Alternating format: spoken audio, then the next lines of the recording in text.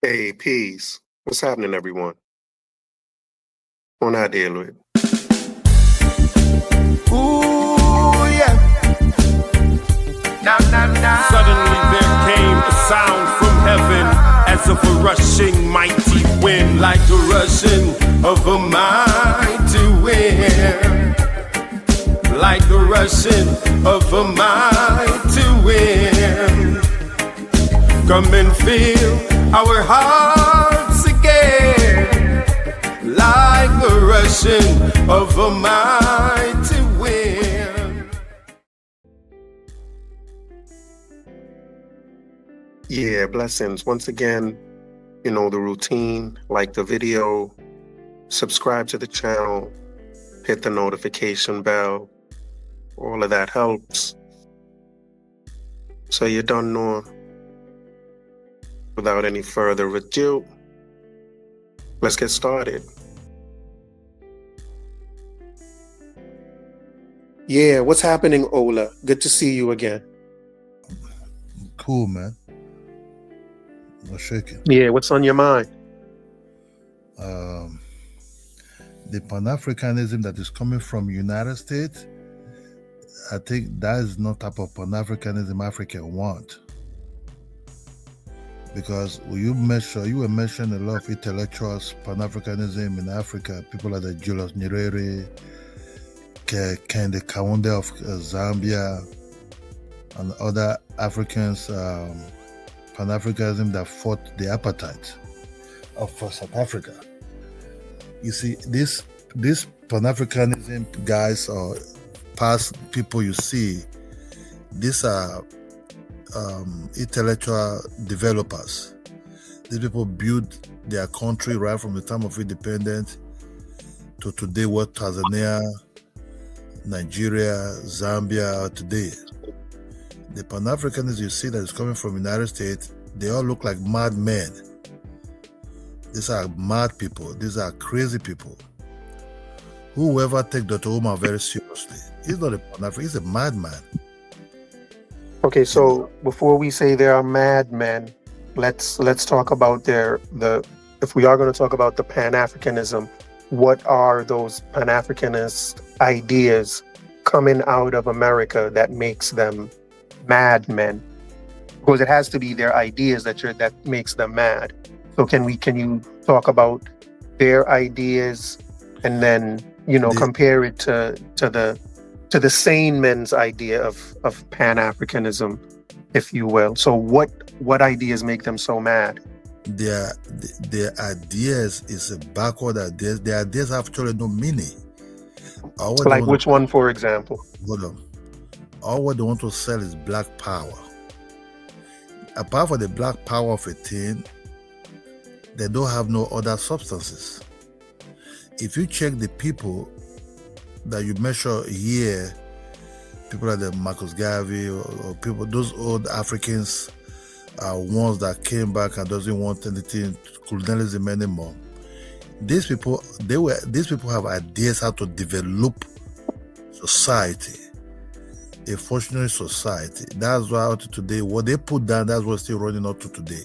Yeah, here or there might be corruption there, but that idea of you can rule yourself and everything is still what we have, jobs and everything. But the ones we're seeing today, this modern time that are coming, they look like more like people that are schizophrenic. They you cannot take them seriously. You don't know who they are. They can flip at any time. You understand me? Yeah, I'm still struggling though, Ola, with really pinpointing, because you said black power. And, I think that what I've read so far in terms of Pan-Africanism and what they envision in terms of a unified Africa and everything else, I think if that can be described as black power, if you will. So whether it's madness or not depends on how they define the black power that they're talking about. So if you can just go a little more in depth in terms of what you think they mean by black power and why it's madness, because I'm still not hearing the madness that you're proclaiming it to be. Hold on. These people you're saying who call themselves today Pan Africanism, they try to market themselves by tourism, by holding symposium, making money through that, and other things. Apart from that, right? Let's assume I take the tall man for example. He is always going to places whereby they will put him on the stage. He make money out of those people. They started, even in social situations, will get it worse because it's repeated things a lot of times nowadays. It's always about the money. It's not about about the idea, what they say they want to push. It's good to make money, but why don't you make money aside somewhere? They try to develop what you the American Pan-Africanism cannot be trusted. Sorry. Cannot be trusted. You can't trust people. I'm still not hearing an idea though. You're talking about black power. You said the leaders. You mentioned a couple of leaders that may be untrustworthy, but you haven't yet gone into an Pan-African American idea that you disagree with. The Pan-African that's coming from United States doesn't have no ideas. Okay. They have no ideas. Okay. Because anything that they have no ideas, you cannot define it. Rather, they're all making noise. Some of them become FBA, some of them become something else. Those that push for Pan-Africanism never change course. Well, I don't know. I think FBA is absolutely, they don't identify as Pan-Africanists. And Pan-Africanists do not Pan-Africanists, hold on, Ola. Yeah. FBA do not identify as Pan-Africanists, and Pan-Africanists don't claim FBA. Yes, so to say that FBA comes out of the American Pan-Africanism, I think that's kind of a miscalculation. Yes, if you check the founder of FBA, if you go back inside 2015, 2012, 2013 to 2010, he was singing about Pan-Africanism, written a book about African Moors, going to breakfast, sham de Gaulle, whatever, trying to. It's all about money. He was looking for money. When they start banning him, he can't travel to most of these countries. The money is not. I don't think that makes him a Pan-African today, though. I think, I know he may have, I know that may be true about his past, but if you listen to him today, and since he started the FBA stuff, he's spoken down on Pan-Africanism. And, people are allowed to change their views. So even if he was Pan-African back in the day, right? Because there are Christians today who weren't Christians before. And if they claim to be a Christian today, I'm not going to say to them, well, 10 years ago, you weren't a Christian, so you're not a Christian today. Like, I'm not going to put that on them. Right. But when you're dealing with other people, right, who does not flip like that in time, then nobody will take you seriously. The people that hold Pan-Africanism in Africa, I use our Pan-Africanism in Africa, the Nyerere and all these guys, they never flip. They came together to deal with what is at hand, what's called the apartheid that was going on in South Africa and the colonialism that they like. Those people sacrificed. Before them were their ancestors, sacrificed their lives to some of all these things. That's where they gathered this strength from. It was never really that they just started so Pan-Africanism. If you check Zambia, Tanzania, Ghana, some of them was being actually dealt with, not them directly, but the ancestors. So we don't flip as African. I cannot be one day become a son, then the other day become a moon. You understand me? That would know what goes on in Africa. This FBA, the founder of FBA used to sing about Kumbaya, but not anymore. You understand me? Now he's not saying he's not even an African. And they were already in the United States. So it's all about the money, it's all about the grifting. And we don't do things like that. If you check now the TikTok, now it's about the Black Scottish. Why I'm using why you use this as a reference is not about the Black Scottish. They thought Black Scottish are people who are indigenous to Scotland. You understand me? I wanted the education of United States. And it become a very big laughter and shame. Very big shame. that they start telling the people, oh, don't let Africa steal your shine. Don't let Africa see people, they build nothing. They forget that these people are Caribbeans and African descendants, that immigrants. And some of these people call Black Scottish are the first generation of these parents who came Windrush to 1960 to 70s. So how can you deal with people that you know their educational standard is a very low one, like a negative one? People that don't know nothing. That's why people laugh at them now. These Black Scottish make the whole world, the black race in the whole world, say that the Black Americans in the United States, they are backward people and useless. Thank you very much. All right. Can I say something? Hang on a second, gentlemen. I wanna hang on. I'm gonna get to Elijah. I hope I'm not saying your name wrong, Elijah. Elijah. You're breaking up. You're breaking up.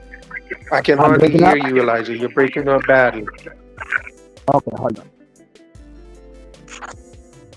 Let me in. Hear me now? Yeah, hang on just 1 second, Corsi. I'll get to you. I can hear you still, Elijah, but you're still choppy, bro.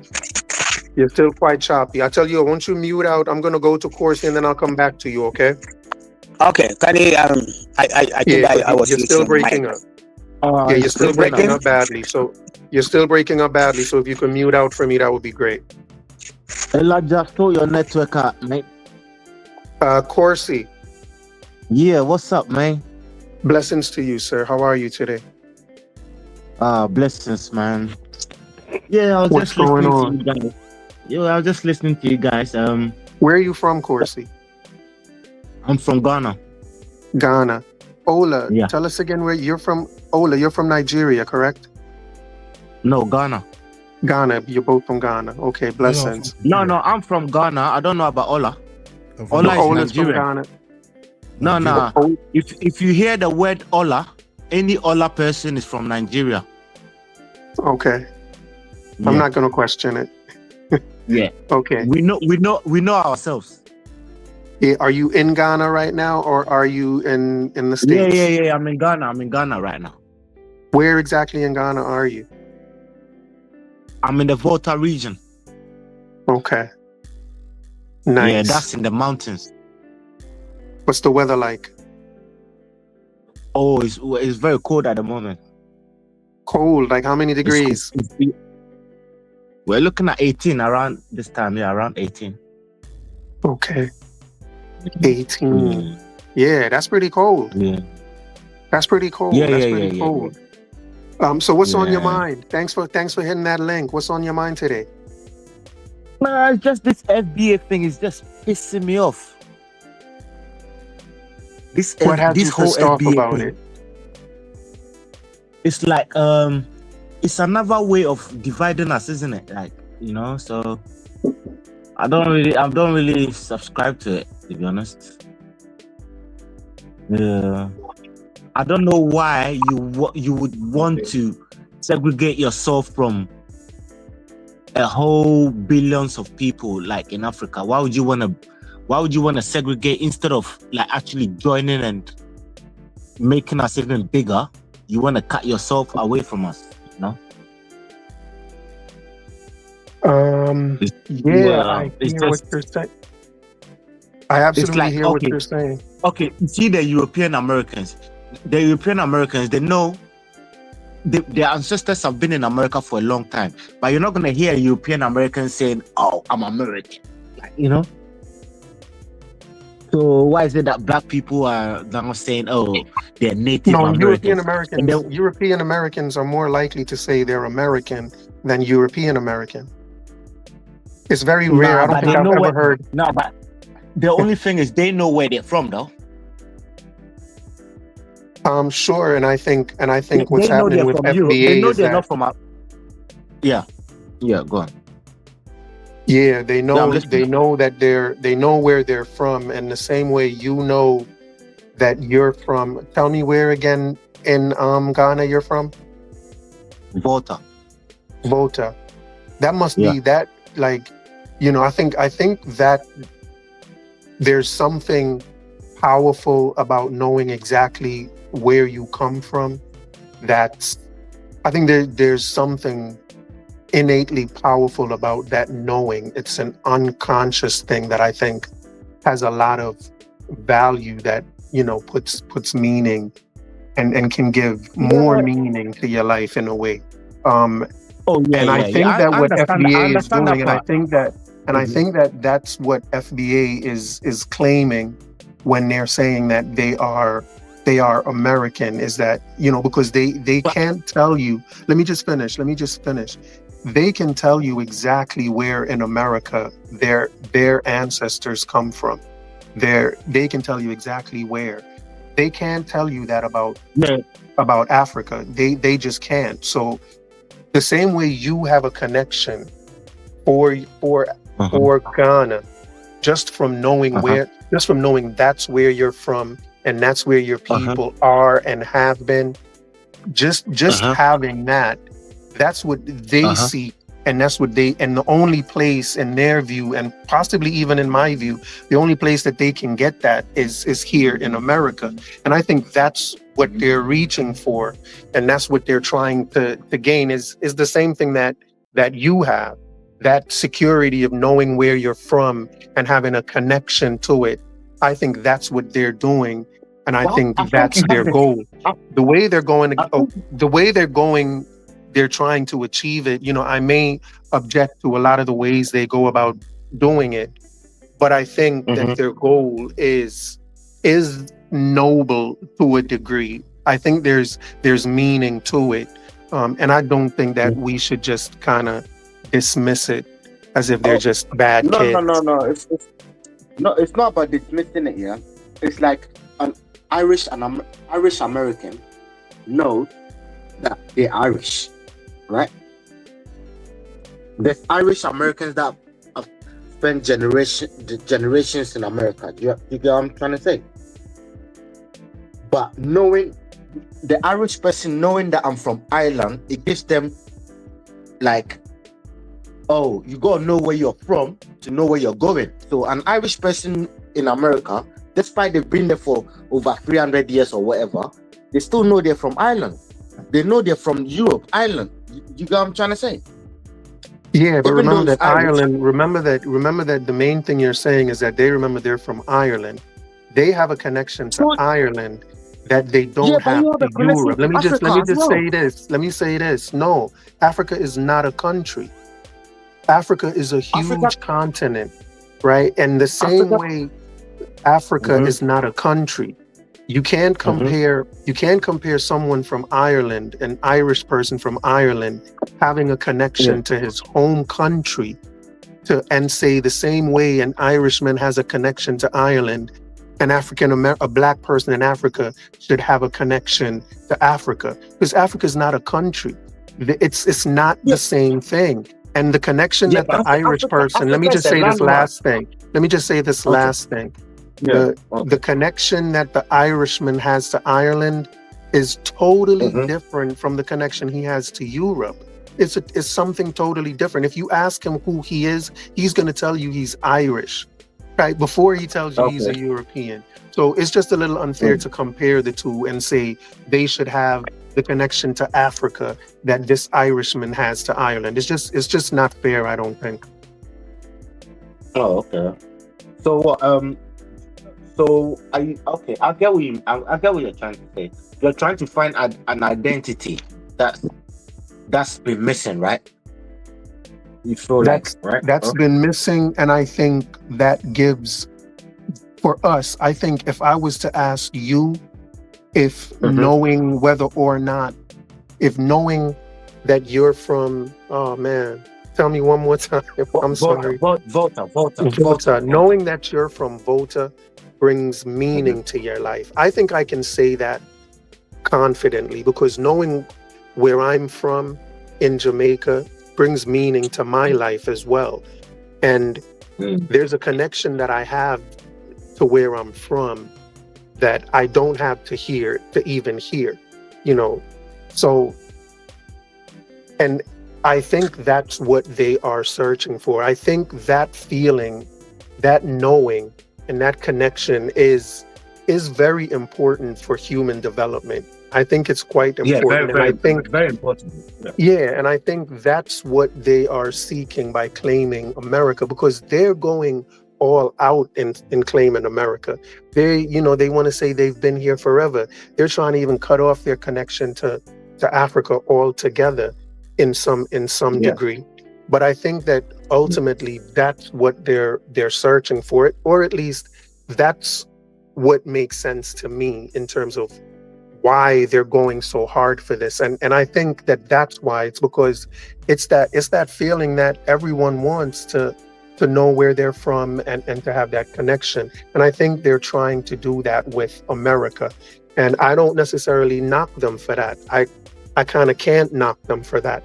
Do I not appreciate the way they're going about it? Like I said, sure, absolutely. There's a lot of what they do. But when I think about what their ulterior motive is, or what their, not ulterior, but what their ultimate motive is, I can't really knock them like other people are knocking them. But isn't America a place created by the Europeans, no? Yes. America So as a country. why would my black ass, if I was black, if I was black America, why would I compare? Why would I want to be part of that? Like that kind of sinful, like people that killed the native, like destroyed so many. There's so much blood on their hands. Like, why would I want to claim that? Like, I don't get it.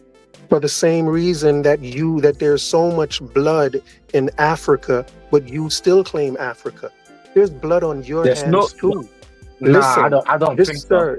Listen. We've never invaded blood. Anybody. We've never invaded any people. These are the people. Listen, you're saying to them, why would they want to be in a white man's country that enslaved them and not home with the people that sold them into slavery? They don't really see a difference, and I don't blame them. Y'all ain't saints in Africa either. Y'all are the ones that sold them into slavery, and here you are wondering why they're not loving you like you want to be loved. It's more complicated than that, No, you got to realize, you have to realize that y'all are not innocents in this. You're absolutely not innocent. Nowhere on this planet that everyone is innocent. You get what I'm trying to say? There's no way you can go that, people will say, we're innocent of this, we're innocent of that. Nobody's innocent. I know that. You understand? Even in Africa, there's tribalism. I'm talking about like chaining people and taking them to a different land and then throwing some in the sea. And we have Africans have we have heart. We can't do that. We can't. Worse things have happened in Africa, bro. Worse things have happened. Africans were sacrificing people to their gods. Africans were selling people into slavery. What? That's a part of your history. That's a part of your history. It's not. Listen, Africa. Sacrificing people, yeah. Yeah, sacrificing people. Have you heard of? What part of Africa is that? Say again. What part of Africa? What part of Africa sacrifices their own people? You don't know the Dahomey tribe? Never heard of the Dahomey tribe? That's my people. Yeah, that's my people. Yeah. Well, your people. Your people. Your people. Your people. That's my tribe. Your people, the Dahomey. Your people. Yeah. Exactly. Your people, the Dahomey tribe. Yeah. Sold more African Americans into the transatlantic trade than any other Africans. Your people. And here you are coming on here wondering why they want to disconnect from you. Have you heard of the people that you're here claiming? Have you heard of the Fulani people before? I've heard of them. I'm not that familiar with them, but I've heard of them. But I am familiar with the Dahomey. The Dahomey sold more blacks into slavery than anyone else in Africa. So the Dahomey should be quite understanding of why FBA would not want to have anything to do with y'all. Especially you, bro. Yeah, but you should be like, I understand. What can I do to make you change? How can I be nice to make you change your mind? Like, what I mean? Like I said, when we started this, y'all are not innocent in this, especially you and your Dahomey tribe. Y'all are not innocent at all. And the FBA know this. Like the same way I said that kind of subconsciously, what they're looking for is that connection that everybody else has. Belonging, yeah.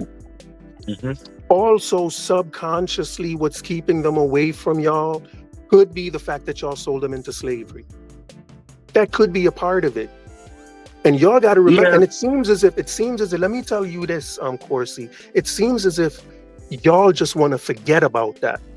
Y'all just kind of forget, y'all just want to wipe that totally out of history, right? Because even when Not it comes to really, the topic of my show tonight is reparations, right? And the AU's global, I spoke yesterday about the African Union's Global Reparations Fund, where they're asking the European countries that bought slaves from them to donate to a reparations fund, right? That they're now going to use to support African countries, Caribbean countries, and people in the diaspora everywhere.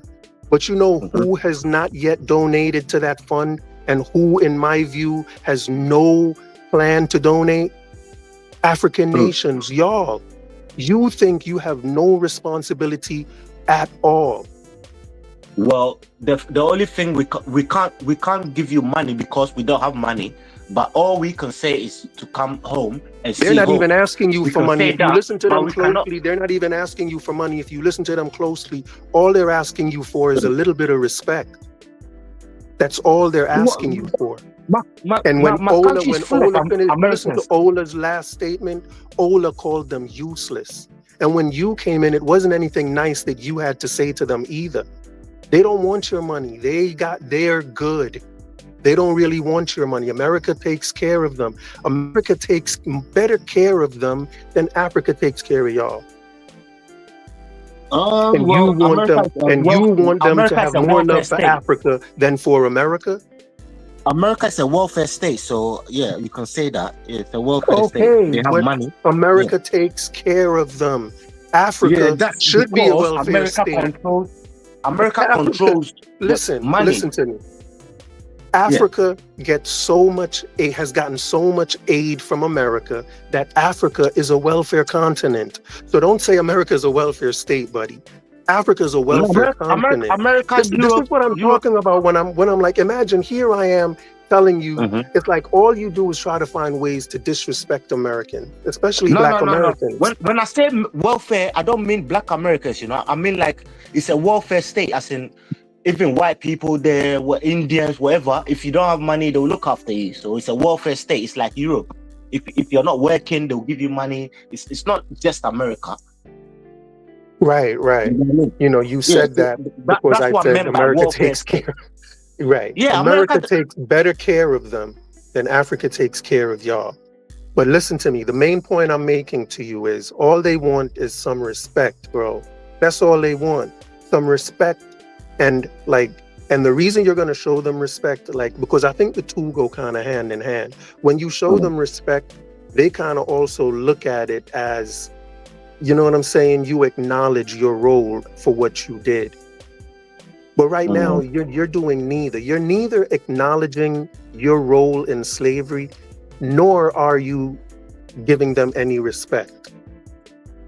And let me tell you, man, that's, as much as they talk about white supremacy, that to them is worse. Because y'all are the ones pretending to be their brother, calling them brother, but you won't acknowledge what your role, and you won't give them no respect. Well, the evidence I see in my country, I see slave castles, huge slave castles. There's places where they kept the slaves and the white people, how we fought them. My people even have a name for them. Like they call them the slide dog. They come all nice. You invite them to your home. Then before you know it, they're trying to take over your home. So we got names for them. I remember my mom used to tell me that in their grandparents, their great grandparents, they used to kill the white people and hang them on sticks so everyone can see them. You know what I'm saying? It's not like we just sat there and just allowed them to do whatever they want. We fought, but we didn't have guns like they did, so they overpowered us. And stole a lot of us. But when we lose the war, they take most of our men and take them overseas. So it's not like we didn't fight or we just sat there. And there's a lot of history showing that a lot of Africans did fight them. Yeah, Santua War, the Ashanti I'm Empire. not denying that. I'm not denying that. I'm not denying that. I'm not denying that Africans didn't fight them to prevent. Just saying that it's more complicated than just saying, you sold us, and it's not that simple, Like, sure, I can buy that. Hang on 1 second. Let me see. There's somebody else in the chat. Let me see if Elijah has a better connection now. Elijah, can you hear me, sir? Yes, I can hear you. Can you hear me clear? I can hear you, but not clear at all. I don't know why. So if I speak, you will understand. You will hear me. Yeah, it's just like I didn't get what you just said at all. So, it would be kind of meaningless to even try to. Yeah, we're gonna have to try again, Elijah. You may want. I'm not sure what to tell you, buddy. But let me go to KD real quick. You can't hear me now. Or now? No, you're still choppy. You're still breaking. Wow. Elijah, refresh your page. Is that you now? Is that you still talking? Go ahead. Go ahead. Let's hear what's on your mind. Go ahead, Elijah. Elijah, you there? Go ahead.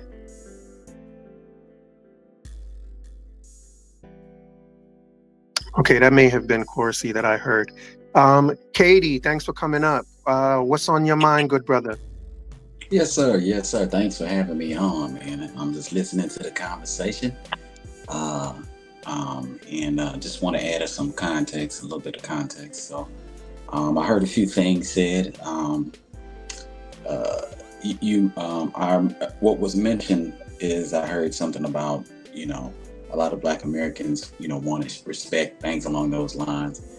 And first of all, let me start here and just say that FBA is different than Black America. I don't think that FBA should be a representation of Black America. They're completely different. So when you speak of Black America, I'm not sure if you're talking about FBA and vice versa. But from what I can from what I know, FBA controls most of the online presence of Black America. But they I was specifically speaking of FBA. Okay, all right. So knowing and appreciating the difference, I was speaking about FBA. Okay, perfect. Okay, that's what I figured, because FBA, like I just mentioned, like they're most of the online presence, and they kind of portray themselves as the voice of Black America, but they're not. And I just want to mention, hit on a few different things. One, most of the FBA rhetoric that you see online, it's not anything regarding any kind of respect. As a matter of fact, it's the opposite. It's more like disrespect. It's propaganda that's kind of just thrown out there. And it's put in a way to kind of just disparage other people, other ethnicities, things along those lines. I don't hear anything in the rhetoric that even goes along the line of respect. Most of it is just disrespect. So that's the first thing I want to say. Second thing I want to say is, in regards to slavery in Africa, one, chattel slavery and slavery in Africa are two completely different things. Chattel slavery is the barbarism that we know of here in North America. But in Africa, as a slave, you had rights, you had privileges. You weren't just treated as an animal. That wasn't the common practice. There was good slavery? Well, the name has a bad connotation now, but more so in Africa at that time, it was more so how we would probably think of it Here The is slaves were happy. indentured servant would probably The be. slaves were happy. Well, slaves had rights. They didn't. Slave They became were kings. they When, happy? when we Slave came became up, kings. when we Slaves Slave came, became became kings in kings. Africa. they were a part of family. Over here, when that's chattel slavery, you were cattle. You were inhuman coming over to North America as a slave. That's not the case in Africa. It was very different. Another thing that I want to mention as well is that a lot of the African, a lot of our descendants over here in North America actually participated in the slave trade. So just like the brother earlier said that it's very complicated, it is. So much so to the point where, like, if you point your finger at Africa and Africans, you're kind of pointing your finger directly at yourselves, because if we did a lot of our ancestry, we would probably find that a lot of our ancestry belongs to the tribes that participated in the slave trade. So it's kind of like a catch-22 situation when it comes to that, and a lot of people, when they bring it up, they don't put it in full context. I kind of wanted to give it a little bit more context, you know what I mean? So I guess I'll kind of land my plane right there. Yeah, and that's a great place to land the plane. I love that last point you just made. That everyone's tribe was involved in the slave trade, and that when you're yelling at your slave seller, you may be yelling at yourself. So yeah, so that's a great point. I'll take that into consideration, and but I will also say that doesn't mean that the sellers don't still lose responsibility for their role. Like, they still have a role, and their role is not diminished in any way. And it just is what it is. I don't see how it excuses Like them.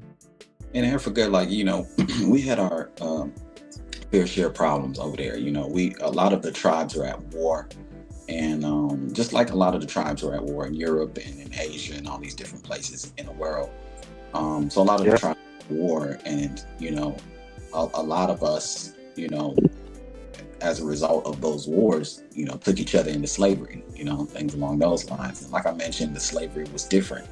It wasn't like, how it was over here. It's very different. That's why they call it chattel slavery over here. And over in Africa, what it was is the selling of it, at the time, and I'm not justifying it, because at the end of the day, it's all bad. We shouldn't, I've come to the realization the other day that when it comes to white people, there's only black and there's only white. There's white people and then everybody else is black. No matter what your ethnicity is, you're black if you're not white. That's the realization I recently come to. But as we were at war at the time, it made sense to kind of get rid of your enemy, without killing them, and be done with it that way. Of course, there's no justifying it, and of course, in retrospect, it's horrible. But just like I mentioned too, like a lot of our ancestry goes back to, if we trace it back, we'll find that a lot of us are in those tribes and participated. So we're and if we do that, we'll also find that a lot of the Europeans are also in African Americans. As certainly as they go back to Africa, they also go back to Europe. A lot of them have European DNA in them as well. And if that's going to make them, if their African DNA is going to make them forgive the African, then their European DNA would have to make them forgive the European and see themselves in that as well. But the Europeans will not see you as European, though. But Africans, when they look at you, they see themselves in it. That's the I difference. mean, that depends on who you ask, really, because that's part of Yeah, the FBA complaint is that they're called akatas, and you know what I mean, and that y'all don't really see them as one of y'all. So that depends on who I you don't ask. believe that. I don't believe. Last week, yeah, there was some children from Philadelphia that went to Ghana, right? They took a school trip to Ghana, last week, yeah. The kids couldn't believe it. They just felt so free. They were so happy. I wish you can watch the video on YouTube. Some school trip. Just type in YouTube, you see it. Some children went to Ghana recently, just on a school trip. They didn't even want to come back. Yeah, I think You know, I've seen the like same video. you know, They were from Philadelphia, right? And they went yeah, to from Ghana. Philadelphia, yeah. Yeah. In that same video. The thing is, all this is just talk. When you get there yourself, no one will tell you this is home. I'm telling you for a fact. When you step foot there, no one will tell you this is home, because no one's gonna see you different. There's no way you go to Africa and someone's gonna think you're American until you start speaking. So where does the term akata come from? No one heard of this Akata thing you guys talk about. No one's heard of it in Africa, to be honest with you. I remember American Dreamer. Ola broke that down. I remember listening to one of your shows. You talked about how it was a Yoruba word. Am I right about that, Ola? Because I've heard you before talk about the Akata word. Akata. So what is Akata? What is Akata? What's that? Bro, you hear me? Yeah, we hear you. Akata is a Yoruba word. Will never be referred to Black Americans. Was being referred to the Nigerians who live in the United States who come with their kids. Because in the Yoruba culture, you have to be almost on your knee to greet your elders. And these kids were not used to that. So okay, I get it now. Okay, so it's a Nigerian referral to kids that are born outside, right? And they don't have the upbringing of African. Their parents were bringing them back home, but they don't know how to prostrate to greet their elders. Okay. So they refer to them as Akata. Okay. Yeah, so that's not referred to them like these are like they don't teach them the culture. So they call them Akata. Depends what you mean by it. Akata can be like a brave man called leopard.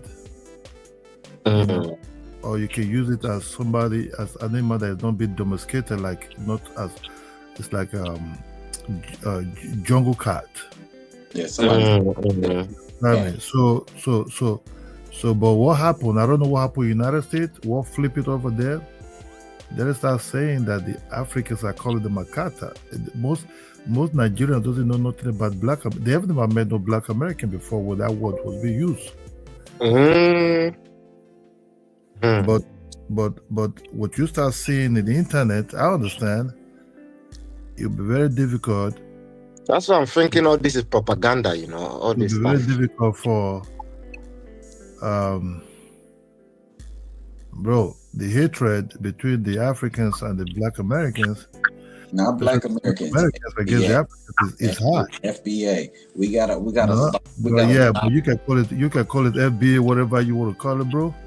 No, I'm saying slowly it's not the so-called look. Let I assume what they call now. They just discovered the Black Scottish, right?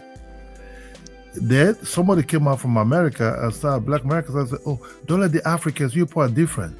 You people are like us. We cousins. Don't let Africans say you people did build nothing or they want to steal your culture." But they did not go deep to understand. That's why I wonder what is the standard of education in the United States. That these so-called Black Scottish, these are a bunch of African kids and Caribbean kids who grew up. Scottish blacks. It's mostly African and Caribbean kids. Yeah. But listen, Ola, what I wanted to say is make that distinction who you're talking about. When you say Black Americans. Oh yeah, You me, I understand? don't equate Black Americans to FBA though. I don't equate them. Hold on. But no, but they are the represent. Look, No, you they're can. not. No, they're If not. No, they're not the representative. They're, No, they're they're not. not. They, they, they Nah, have they're a not. line. They hold on. they have a They're not. They're not. I speak but as they're not. African, They're right? not Black I speak as American. African, right? I speak as African, right? What'd you say? In a way, indirectly or directly, whatever I say, someone might say, well, that African do what he said. But what they did now become like a laughter with this Scottish blacks, what they call Scottish black or British black, started thinking, wow, what kind of education did they have in there? What did they know in what they really know? You know, There's an agenda going on. It's not an agenda. Let me It's tell just you. them Let me who tell have you. a general Hold hatred. on, really quick. No, hang on a second, Hold on. gentlemen. Hang on. Let me tell you, FBA is a group that was founded by Tariq Nasheed. Tariq Nasheed trademarked this group, and he pretty much came up with all the rules surrounding the group. Who could be in it, who can't be in it, all that kind of stuff. Who is it? He said it's a Black American who came as Pan African. They'll call later. Look, if the more let us say I use the one that be pushed around to school, or those that they finish school, the more internet making noise. But to other African, because they generalize Africans a lot, right? They do. So we Africans have to generalize them too a lot. That they don't know more where they live in their street to talk of knowing something else. So you want to create that there are people, black people who rule. Africans never believe there's any black person indigenous to you, black people indigenous to Europe. Neither they brought you by anybody boat or you migrated for better life, right? Yeah. Then Africa already understand that these people we were educated about that and stuff. And that, you know. Yeah, but somebody say, oh, don't let the Africans steal your shine. Don't let the people they build nothing in Scotland. That you people don't your culture, they'll steal your culture. British culture, all these black British they talk about, these are a bunch of Africans or Caribbeans or Jamaicans, mostly Jamaicans, kids. Some of them, maybe their mother would be born there. What I'm trying to say is that there's Black Americans that are more Pan-African than even Africans. So that's why I don't want to compare FBA to Black Americans. Forget about that Pan-African of that coming from United States. Forget Hang about on that. a second. Let me ask you all a question. Hang on, gentlemen. Hold on, please. Let me ask you all a question because, the title of the show is the African Union. I think I put reparations in there. I should have. Pan Africanism. So I'm going to ask a question for Ola and Elijah, and I just want a yes or no answer. A yes or no answer. And I'll ask you as well, KD. And Corsi, I'm going to ask everyone, do y'all support reparations for FBA?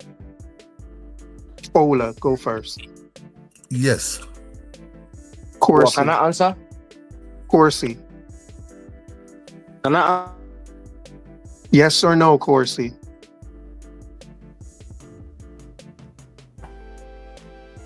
KD, yes or no? Yes. Elijah, yes or no? Can I answer? Elijah, that was a yes? I support reparations for America, but I don't support reparations for Africa. Interesting, because that's the next question I was going to ask y'all. Support reparations for That's the next question I was going to ask y'all. So it sounds like none of you, I don't understand why all of y'all, why Ola is so mad at FBA, because, FBA's main concern is with people that oppose their reparations. Those are the only people that they call tethers. So why are you so mad at them? And you support their... I wanted to get whatever they want to get that they deserve there, right? But unifying us, you understand? Unifying us is not necessary. One, we're not on the same page. We're not the same level. These are Americans now. These are not Africans anymore. You understand me? They have a total culture that they have a United States that is different from the African culture. So we can never see things in the same way. So we can never really believe in the same page. The culture is totally far different. Right, but I'm still trying to understand what's your anger with them, because they would agree with everything you're saying, and they would appreciate that you support their reparations. So where does your anger come from? Is the insult? Is the insult they try to portray sometimes by thinking Africa, look, that we live in a mud house on the trees. That's FBA. You understand me? FBA. And we don't dance with that kind of shit. You understand? No, he's talking about FBA, Katie. Oh yeah, He's talking about FBA. Look. I don't separate FBA from Black Americans. You should. All the same. That's what I'm telling you. You should. You understand me? The hatred I separate them. The hatred you see now. Separate the hatred you see now, they just come in now. The hatred that comes right from early 70s when Africans started going to schools over there. These children you see that hate Africans now, these are the children or the grandchildren of those ones that who started the hatred when the African students started coming over there. So when you see they just wake up, so I hate Africans, it becomes like hatred going on around, and for a very long time. We don't give a damn about King, what is his name again? Martin Luther King. We don't know about Martin Luther King, and we don't know nothing about Malcolm X. We might hear what they did, but we were having our own battles in our own hands.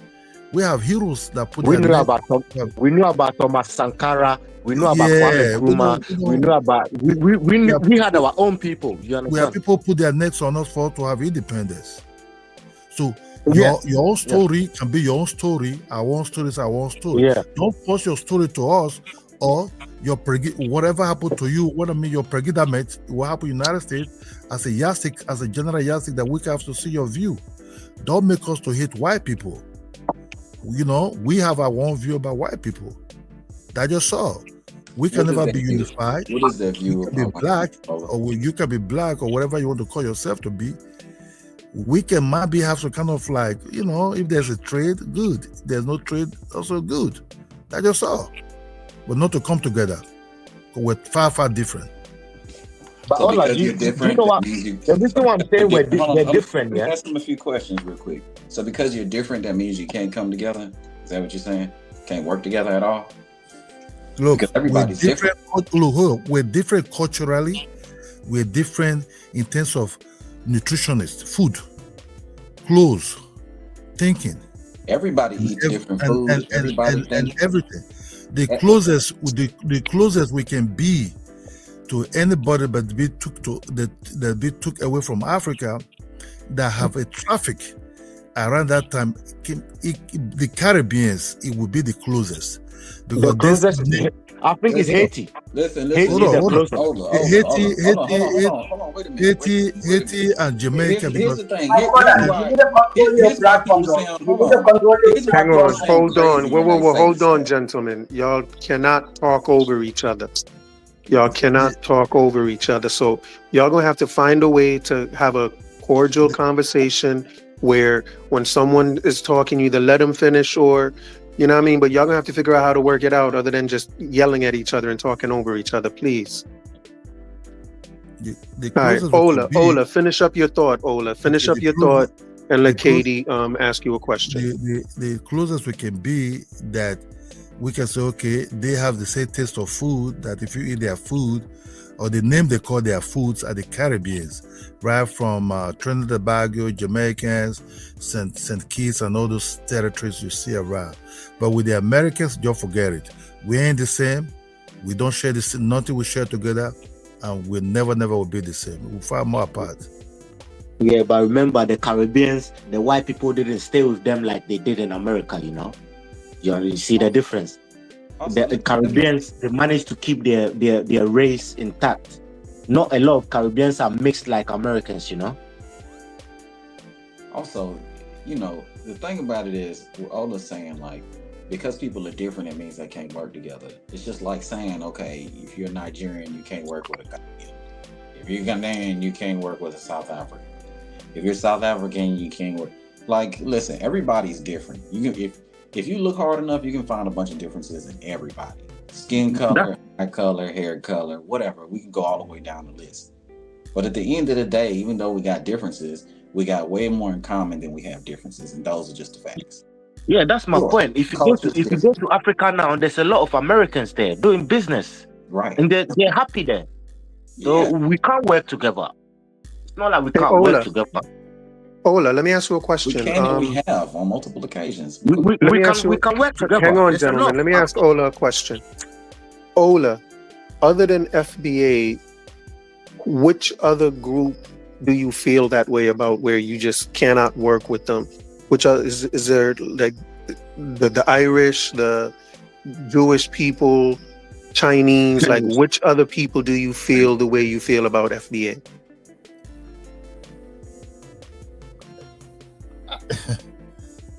Look, I can't work with. Look, Africans generally can't work with them because they are level the way. So they the answer think. is none.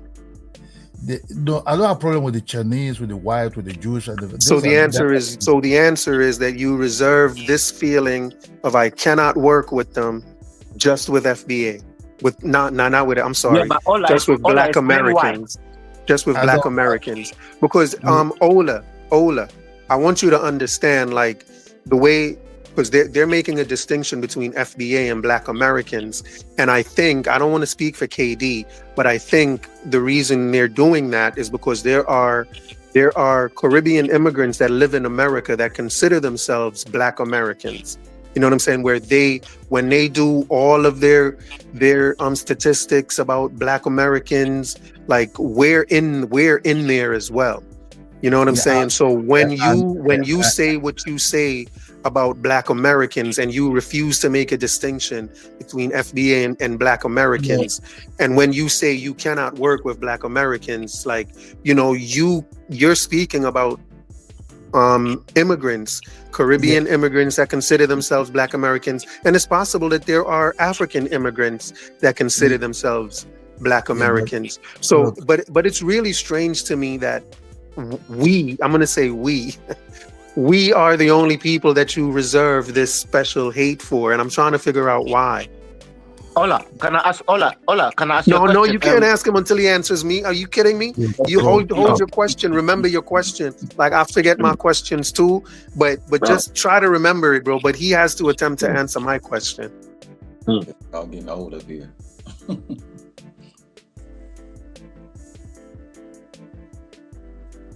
I just wanted to know, Ola, where the hate is coming from. Is it how they treat you over there? I don't know how they treat Africans there. That's what I'm asking.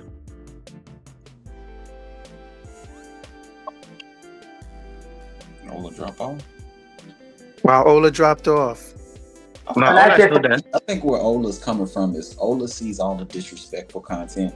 Yeah, I think so. Yeah. FBA. There's a lot of it. There's a lot of disrespect. There's a lot of it. A lot. Sometimes I look at it and I get mad. I be like, this is some stupid. So I get where Ola coming from. Why he feels the way he feels.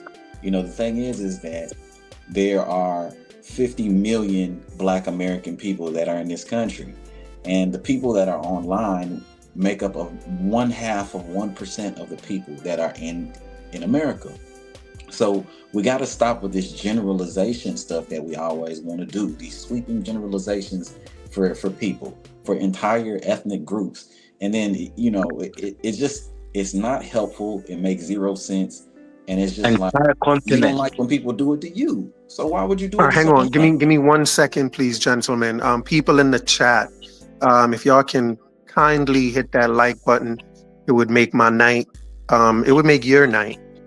So if you could please hit that like button. It only takes you a half a second, and it'll, you know what I mean, get you more than a half a second of joy. So do it. Just do it. And then there's a subscribe button next to that one. You click that one too, and the notification bell.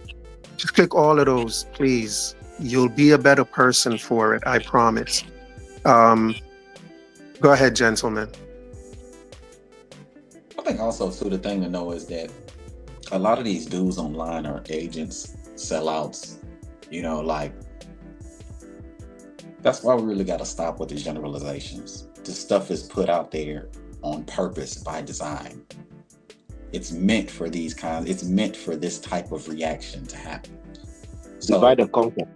I mean, it's they're running the same play over and over and over again. We keep falling for the same play. It's just like, come on, bro. Like, it's obvious at this point. It's actually pretty corny, to watch this same thing develop over and over and over again. And it's like, we have enough information now in 2025 where we can do just a little bit of research and find out that most of what we're hearing and seeing is just a bunch of BS, So, Yo, peace. Yeah.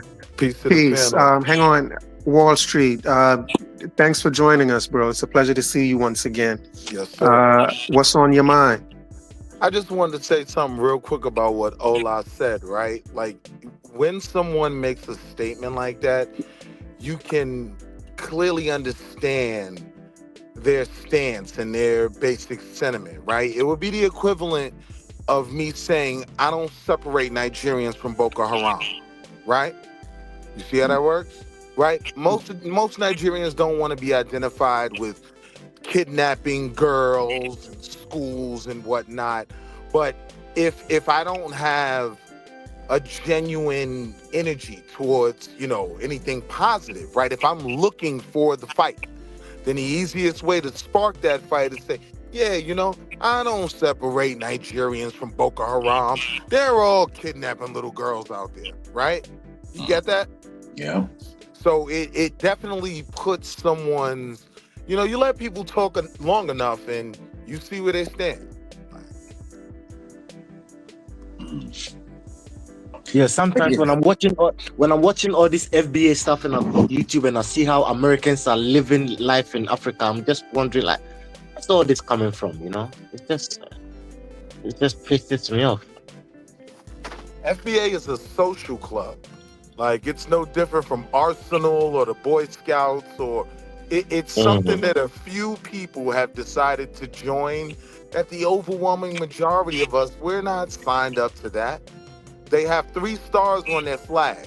The very first 2 stars are for a fantasy. It's for Harry Potter, right?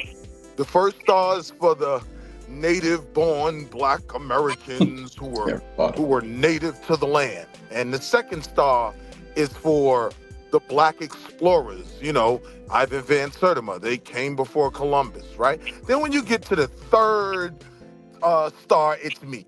Oh, yeah. And you guys that claim to be the descendants of Africa, American slaves, yeah, we'll throw you a star too. Respectfully, I don't need your star. I've got my own flag. It's red, black, and green.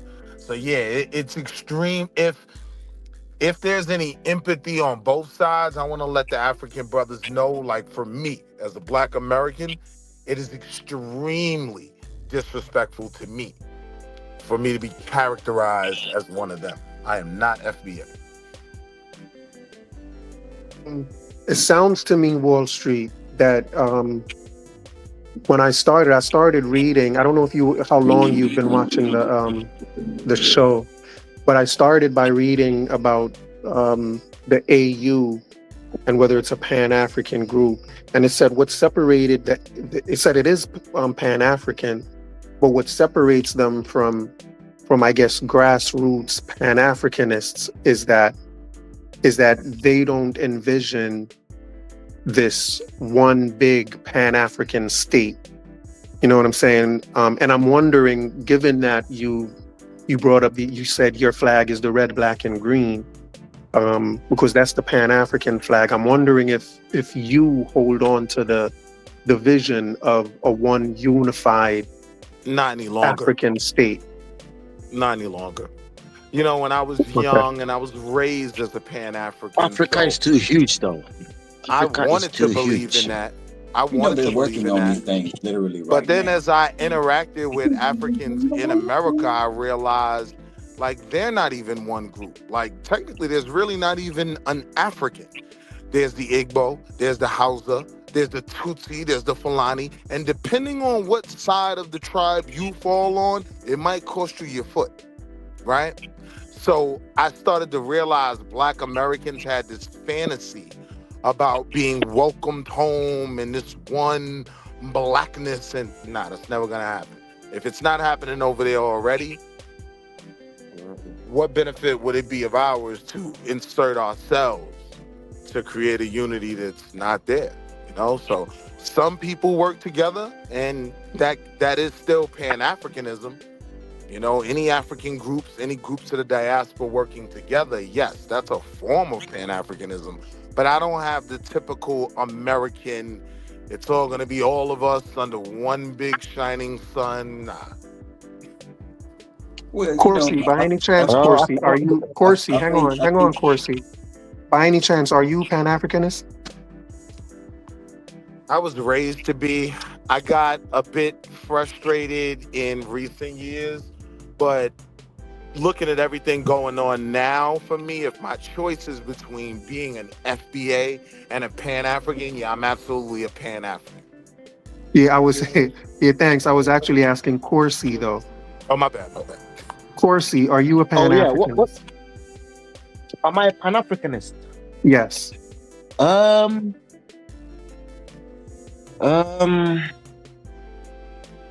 If it takes you that long to answer, it's a no. Do you know why? Do you know why it's not that simple?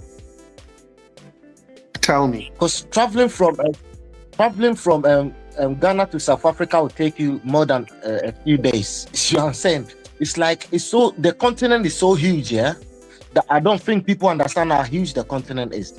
It's like, I just believe every part of the continent you are, work on improving that part of the continent, and eventually we'll all come together and sit on the table. But for now, I don't know how it's gonna work to become a part, because but it's working too now. many cultures. But there is an African Union that considers itself a Pan-Africanist, and I don't think they have. It's not even so working. I'm not talking. African Union is not working. It's not working. Yeah, it's not working. So would you say the AES isn't working either? What's the AES is working perfect. AES? Chad just joined. Chad just joined today or yesterday. Yeah. Hold on, man. Hold on. We have people listening. Hold on, y'all. What's the AES? Y'all can't just throw out acronyms and assume everybody knows what they are. What's AES, KD? All right. So the AES is an acronym for the Alliance of Sahelian States. Sahelian State, yeah. And pretty much what it is 3 African countries, Burkina Faso, Niger, and Mali, came together as a bloc and formed a united front, military front. And they pretty much have these different agreements between each other. They even have a flag. So 3 countries came together and kind of created a united, like a block of countries together, united under one flag. It's pretty much what it is. And I've actually heard also, like the brother just said, Chad recently just joined this block. So now there are 4 countries that are now in the AES. And I also just heard that there's an East African block that just formed. Block as well, yeah. Namibia, Botswana, and what's the other country? I forget the name of the other country. Maybe it's Zambia. I forget the name of the other country. But they recently just formed a block as well.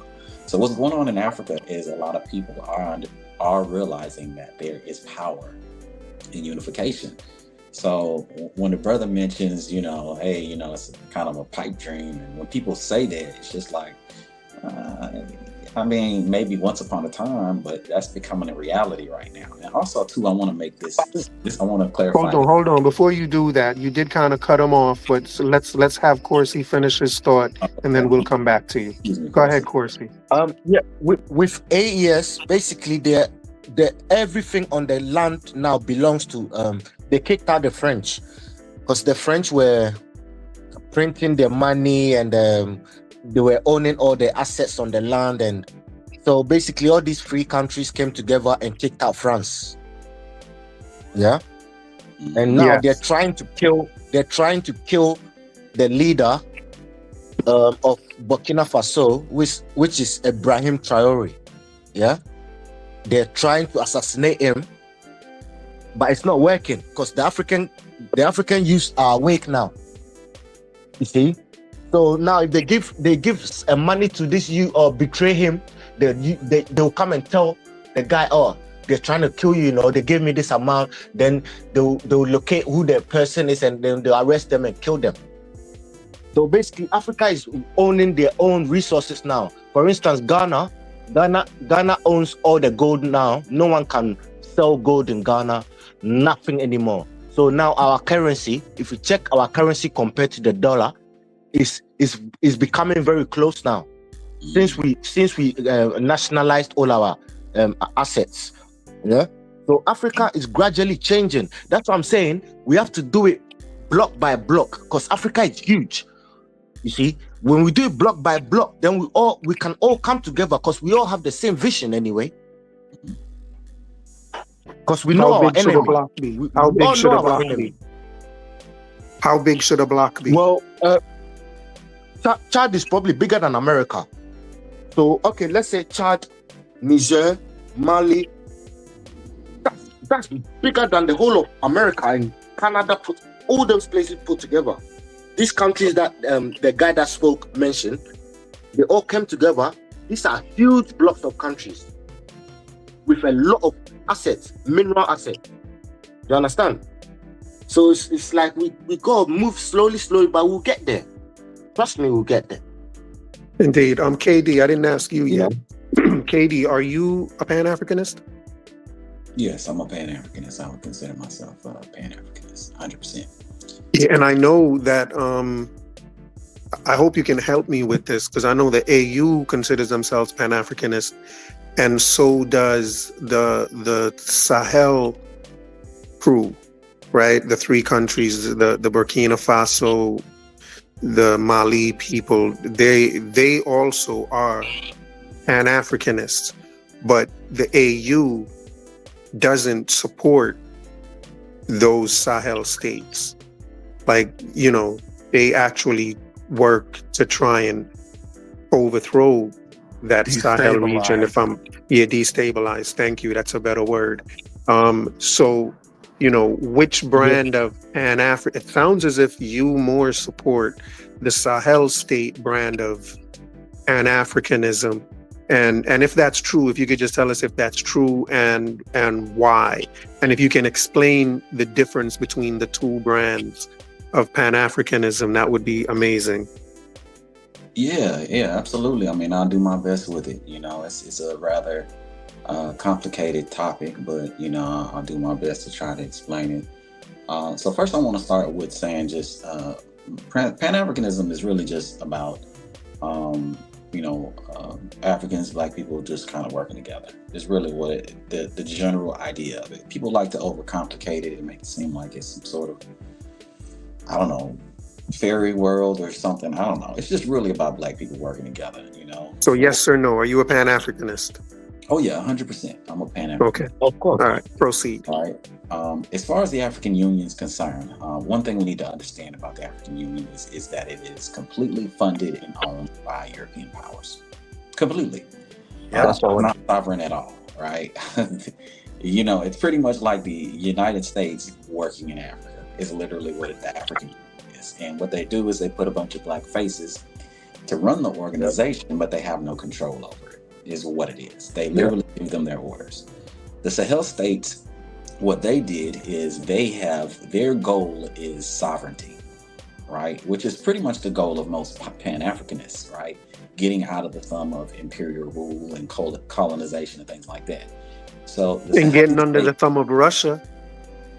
Well, they're not under the thumb of Russia. They do partner with Russia for certain things. But you need an ally. Everyone needs an ally. But according to the French, they were just allies. Come on. They're just replacing the French with Russia. Well, you want an ally. You want an ally that doesn't want to take advantage of you. You understand? It's different. You know, and also too, you guys need to listen. When someone is talking, you listen. We got to understand where we're getting this information too from. Like, I mean, if CNN reports, oh yeah, the Sahel's under, they're under Russian rule now. I mean, they're not. They're not. That's fake news. Exactly. It's fake news because at the end of the day, they don't. The United States, the European powers over here don't mess with Russia. So they don't want to give Russia any kind of foothold or anything like that. And it's all just negative propaganda in order to, kind of sully the name of the movement that they got So going on. Pure I propaganda. think do they have a security deal with Russia where Russia they get offered them security? Hold technology. on, they get security from Russia, and Mhm. Russia gets their minerals. Do they have that type of deal with Russia? Yes. So Yeah, Yes. but Isn't that the same so deal they had with the French? No. no, it's no, Where not. Russia, no, where no, Russia no. was mainly based around biometrics. So Russia gave them systems that would kind of bolster their own security of themselves. And Russia is kind of just playing the game where they just want to oppose, anything Western. So this is one of those few chances, where it seems like the true benefit for Russia really isn't even exploiting these three countries. So it is kind of a good deal that they pulled together. I don't like most of those deals, but this one seems fairly amicable. And the other brother broke down, the AU and the AES very well. I just don't think he was willing to call it that. No, the AU would literally be the opposite of Pan African. They're more establishment. They're more the The same. totally You know opposite. what? Yeah, You know what? You They're know more right. the what? I will same. add to that and say that they're the African version of FBA. I'm The- going I, to I give would people Yeah, all I those was gonna exactly. say That's exactly. Congressional Black That's Caucus. exactly. I was gonna give them more credit than that. I was gonna say they're the African version of the Congressional Black Caucus. They're there, yeah. they do a lot of talking, but they really don't get anything done. And when groups do come in that are a bit more progressive, their job is to destabilize. Right. Right. And, Absolutely. So and, do and y'all you know, support? Let me Hold say this on. too. Let me say this Let me too, just. really quick. Let me just say this too. Also, the Sahelian alliance, they have more than just deals with just Russia. They also have deals with China. They have deals with Venezuela. They have deals with they're really clicked in with all the BRICS for the most part. So it's not even just Russia that they have these deals with, as if Russia is like their only trade partner. and, They have and other trade partners as well. do you know why a lot of Africans fuck with Russia? Because Russia helped a lot of Africans gain independence. Yeah. Russia armed a lot of African countries during our wars with the colonial powers. Russia was the one that was arming us to fight them. That's why South Africa fucks with Russia. That's why a lot of Hang African on. Who's countries that? fuck Who's with that Russia. talking? Who's that speaking? Corsi. Corsi. Yeah. My children are around, bro. You can't just Oh, be cursing like that. my bad. Sorry, And bro. I'm sure, and there may be other children listening as well. I try to have a children friendly show. Sorry, my brother. You know what I'm Sorry, my saying? brother. I don't want to run a show where I'm embarrassed to have my children around. Sorry, my brother. So yeah, I Sorry, my brother. appreciate you a Yeah, great deal. sorry. Go ahead and finish your thought. Yeah, basically that's why they align with Russia, because Russia has always had our best interest, like from long time ago. You see, Russia never invaded us or colonized us, so we have this like love for Russia more than the West. Yeah. Indeed, KD, you had something you wanted to add? No, I mean, just like I was saying earlier, these Sahelian states, these African countries, they're brokering trade deals with multiple countries. Not even just Russia. Russia is just one of the countries. But a lot of people want to play it as if that Russia's taking over, but no, they got deals with Russia, China, Venezuela. I mean, the list goes on, and they're still forging diplomatic relations between new countries in order to broker new trade deals. So, Africa is waking up, just like the brother said. Things are changing, very, very fast. And Very I fast. think a Yeah. lot of this FBA stuff is really to distract a lot of Black America from what's really going on in the world. Yeah, so let me ask, speaking of what's going on, let me ask y'all I want to stick to the topic. The AU, it's clear to me at this point that most of y'all, if not all of y'all up here with me, are more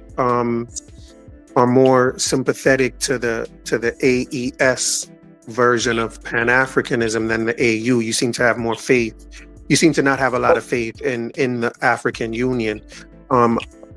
Yesterday and today, I read about the Global Reparations Fund that the AU is doing with CARICOM, and it's a global reparations. They're trying to get a global reparations fund together.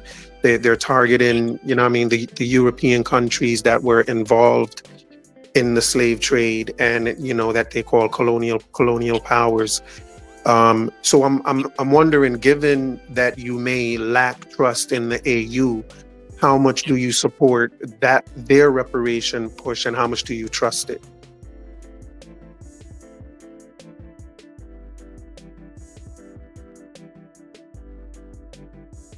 Are y'all there? Did I drop out? Well, can you repeat that again? Do you trust the AU's reparations program? They have a global reparations fund. You don't trust them? No, I don't trust AU. No, I don't trust Okay, AU. so you support FBA's local claim for reparations, but you don't trust the AU's global reparations. Okay. Yeah, KD, what about you? I don't trust anything AU. I'm sorry, hang on a second, Katie. Before you do anything, I just remembered Elijah is still trying to get in here. Let me see if we can hear Elijah. Elijah, say something. Hello? Yes, sir. Can you hear me clear? No. Yeah, man, we're hearing you good now. Okay, that's good. All right, sir. Yeah. Say whatever's on your mind. Yeah, I think he doesn't understand what is a Pan-Africanism and people who were Pan-African. If in Africa, there are people I consider them Pan-African. There are people in Africa I don't consider them real Pan-African. Even among our top leaders, if you go to Kwame Nkrumah, Sekou Touré, Modibo Keita, Nyerere, to me personally, I don't consider him that much. Why? I have my reason. Because Kwame Nkrumah wants to create a United States of Africa. But Nyerere was not for that. That's why we have Casablanca and Monrovia. The one they go for Monrovia, those are traitors. Right? And this regional bloc, the reason why we have ECOWAS, Central Africa, SADC, all those things, those are traitors because they were influenced by West, CIA. Because they oppose Kwame Nkrumah's idea. Kwame Nkrumah wants to have a universal state, so that will give a power to Africa, so Africa can get whatever they need. But the one, even Nyerere confessed it. He said that when he went to Ghana, they had a conference there in the 60s, right? So to form a union government. So Nyerere said at that time, they were scared because they want to be a president in their country. If they have one president, those people, Nyerere and other people, that they will be a governor, and they don't want that. So they undermine Kwame Nkrumah.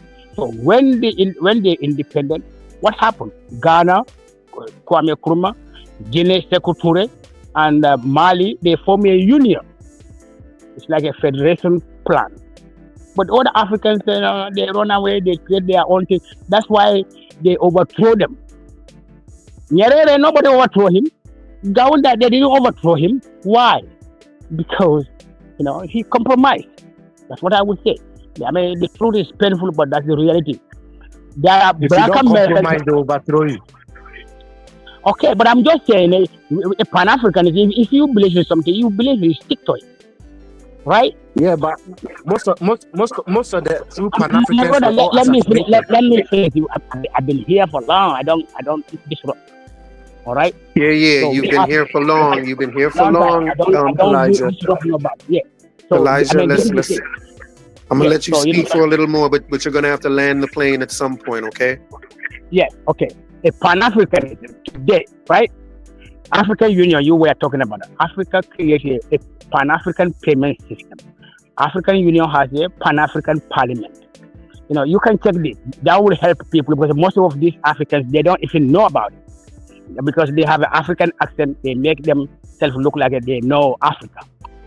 I mean, Africa, is diverse. My culture and all our culture, nothing similar. Nothing. So it's just like you and Black America, pretty much. Black America might even do something you might think, okay, it's African. They might not explain it to you well, but it's the same thing. Even within Africa, I'm West African, you West African, right? But if Yep. you Yoruba, I think you are Yoruba, right? What is the difference between? What is the similarity between Yoruba and Mandingo person in Africa? Pretty much. Well, who are you nothing. referring to? Ola, I think Ola is Yoruba.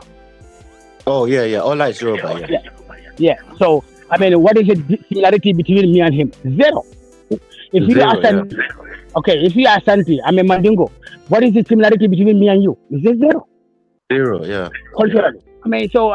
Sometimes people take it, maybe whatever FBA told them something, it's a sentiment, emotion. Let's get away from that. Even within Africa, we will say things to each other. Okay, I don't Well, go land to the plane. FBA platform. Let's land that plane, Elijah. All right. So I don't go to FBA platform for them to hurt me. I will never say generalize Black American in one box. No. So I think you No. Africans need to learn that.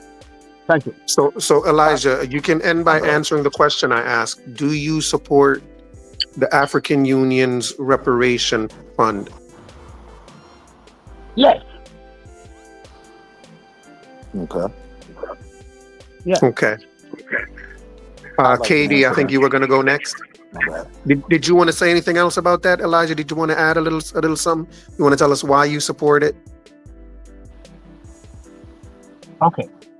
I believe for African Union, because it's already happening. For example, like African Union in those, Black America reparation and the Caribbean reparation, because they write down their proposal, they give it to African Union. Okay, African Union will back it up, and then they can take the case to what they call it, international justice, and then United Nations to push the agenda. Africa has many voting power, so that will help. So Black America also, for example, if they consider them as a 6 region, so they should be helped to have their own industry. Caribbeans now, even this Pan African payment now it's already in the Caribbean. All the Caribbeans and Central Bank and African banks, they all join together. They call it Pan African payment. Yeah. And I just wanted to respond to that from, the other side of the Atlantic. I definitely support the moves that they're making. I think it's a great thing. I don't support merging the two reparations argument. I think, the descendants of slaves in America, we have a very different argument. There's been a certain groundwork that's been laid in that argument, and we would kind of do ourselves a disservice to blend with any other movement in terms of reparation. But with that being said, right, and it may sound a bit coonish, right? Is that the coon is okay for the kids, right? That's not too crazy.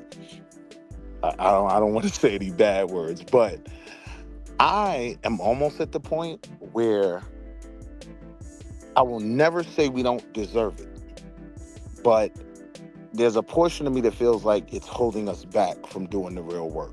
The conversation then becomes, when we get reparations, we can do this, we can do that. I'm of the mindset we could do it right now. We're just not doing it.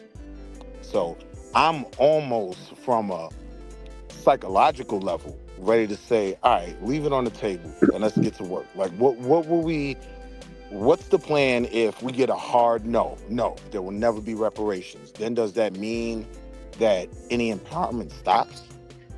So I'll always feel like we deserve it, but I feel like at this point, it's a conversation that gives us an excuse not to accomplish things.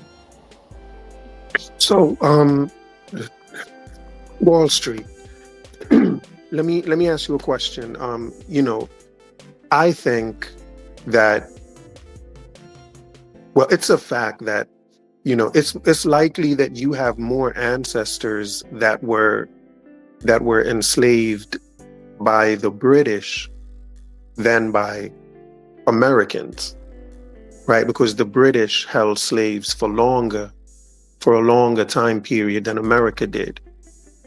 So I'm wondering, why don't you feel like, why are you only asking reparations from America, but you don't feel it's necessary to to tether on to this global reparations bill, which you also have a I see claim what you to, did there. because you saw what I did.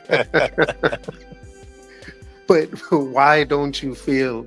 Because it can be two separate claims. It's, I heard you say you feel like, being a part of the global movement would take away from yours, but I'm wondering why you think that, when it can be two separate cases. You can have your local case with America, but you also, I think, if there's going to be a global case that's going against Britain, why wouldn't Black Americans have a right to be a part of that movement as well? And why don't they have a claim to that? And y'all may have a bigger pot in there, because like I said, you have more ancestors that were enslaved by the British than by America. You know what I'm saying? So No. I'm wondering why you can't separate the two and see your claim in both. I would be totally behind pursuing international reparations after we first accomplish it here. I think to add another, defendant in the case would then allow America to shift the blame and say, well, no, it was more there for. I think if Black Americans... No, it's not another defendant in the case. It's a totally different case. Well, but then it becomes an international issue. So our involvement in that kind of creates precedent for America to now argue, well, it's not even all our fault, right? I'm saying I think it's best for us, because of the groundwork we've already laid and because of how strong that case is, to simply focus on reparations here with the U.S. federal government. And when you look at America's coffers, I mean, you want to sue the guy that has the most money, right? So I just kind of think, one, because of the groundwork that's been laid, it would do us a disservice to move away from that. And two, I think involving other parties in the argument at this stage for Black Americans would do us a disservice, because it would allow America to shift the blame. Indeed, I respect that answer. And you what do run you a mean- what- very, very respectable panel. I just wanted to throw that out there really quick. Salute to you. You moderate well, and I'm happy to be here. Blessings. Happy you're I here. just wanted to ask, what do you mean by American? Because the British, what is American? Like, I don't understand what you mean by reparation from American. Like, I don't understand what you mean by that. George Washington. Yeah, well, America came into existence in 1776 after the Revolutionary War. Before that war, we were British colonies. We were run by Britain. And since, when they talk about the 1526 slavery, that was the Spanish and Portuguese, and even the 1619, that wasn't the country of America. That wasn't America involved in any of that. That was all those other countries that the global fund is going against: Britain, Spain, France, Portugal, right? So that's what I mean when I say before America came into existence in 1776. So that's, in my view, that's the responsibility that America holds. Everything before that is. What wasn't it the Europeans that formed America? Or like, was it just I thought it was French and other European countries that formed America, no? Well, yeah, it was the same settlers that came here that started the war. Yeah, but once they created a new country. So this new country was created, and so it was just a different country that had that the same way the nation of America had people enslaved before 1776. The nation of Britain and France and Spain had people enslaved on this land. You know what I'm saying? So when Britain was here on this land enslaving people, the American government shouldn't be responsible for that. because that wasn't the American government. The American government can only be held responsible for everything After the from 1700s. from 1776 onward. Yep. You know what I'm saying? Which Okay. is why I'm saying FBA also have a claim with the global fund, because they too were enslaved by the Brits and the Portuguese and everyone else. And the global reparations fund makes room for them. They're waiting for them to, you know what I mean, accept being a part of it. But But now there's another side of that argument where many Black Americans feel like Africa also owes reparations as well. oh, absolutely, man. I already went at that about with someone else. I think it was, I'm not sure who it was. Yeah, I it think was it was me. Ola. It was me. Yeah. It was who? I think it was me. Oh, okay, yeah, it may have been, but yeah, we expressed the view that what I said was that Africa, if African countries and if the AU is really serious about this reparations fund, and if they want any of these European countries to take them seriously, they have to be the first countries to donate to that fund. Like, if they're not willing to accept their responsibility, then no European country should. And if they really want to show their sincerity, they have to be the first ones to donate to that fund. And if they're not willing to do that, I don't see where this fund is going to be meaningful or how it's going to work in any way. And I wouldn't blame anyone for not participating. Okay, so why is Africa paying? Why should Africa pay reparations again? Sorry. Because they were involved in the system of slavery. So we're the sellers, bro. If someone comes to your land, kills a bunch of your people, takes some of them, and then you have to pay reparations for that. It was a slave trade, sir. It wasn't just they didn't just come and steal y'all. It was called. It's not called the Atlantic slave steal. It's not. Listen, man. Hold on. It's not called the Atlantic slave steal. It's called the Atlantic slave trade. Correct. Y'all got. It was trade. It was trade amongst the Europeans. Amongst the Europeans, it was trade, but in Africa, it wasn't a trade. Yeah, this is what I'm talking about, man. I gotta take your responsibility. Can I jump in for a second? Who's speaking? My name is Terrence Bailey. How you doing, brother? Terrence, blessings to you. I was gonna get to you Peace, fam. right away. I was gonna get to you as soon as we ended this little spiel. But good to have you on the panel, Terrence. You seem to have something burning to say, so let's hear it. I don't want you to get past this. I got on for another reason, but I got in. I guess I got in right in the middle of this, and I wanted to say that there were some. I can't remember the African king's name, but he sent a letter to France, and saying that the white men from France that were on his land were reneging upon the deal and were actually kidnapping his people. I want to say it was Cameroon. I'm not sure. I want to say it was Cameroon. It said it was kidnapping his people. Now, as far as like the slave trade goes, it was a slave trade amongst Europeans, not so much a slave trade amongst Africans. So hang on, Terrence. Hang on, let me ask you a question. So what did the king mean when he said they were reneging on the deal? What deal? They were reneging on a deal where they were giving the Europeans prisoners of war, not citizens. These people were not citizens of their land. They were at war with other nations on a continent, African versus African. And the average slave that came here to the United States was a prisoner of war. And I take it one step further. I'm all for reparations. So they shouldn't pay reparations for that? No. Listen to me. I'm all for reparations. But the reparations thing is going to be a rabbit hole. It's going to be a cluster crap. I'm going to tell you why. During the slave trade, during slavery, there was a difference between a black man, aka Negro, and a Moor.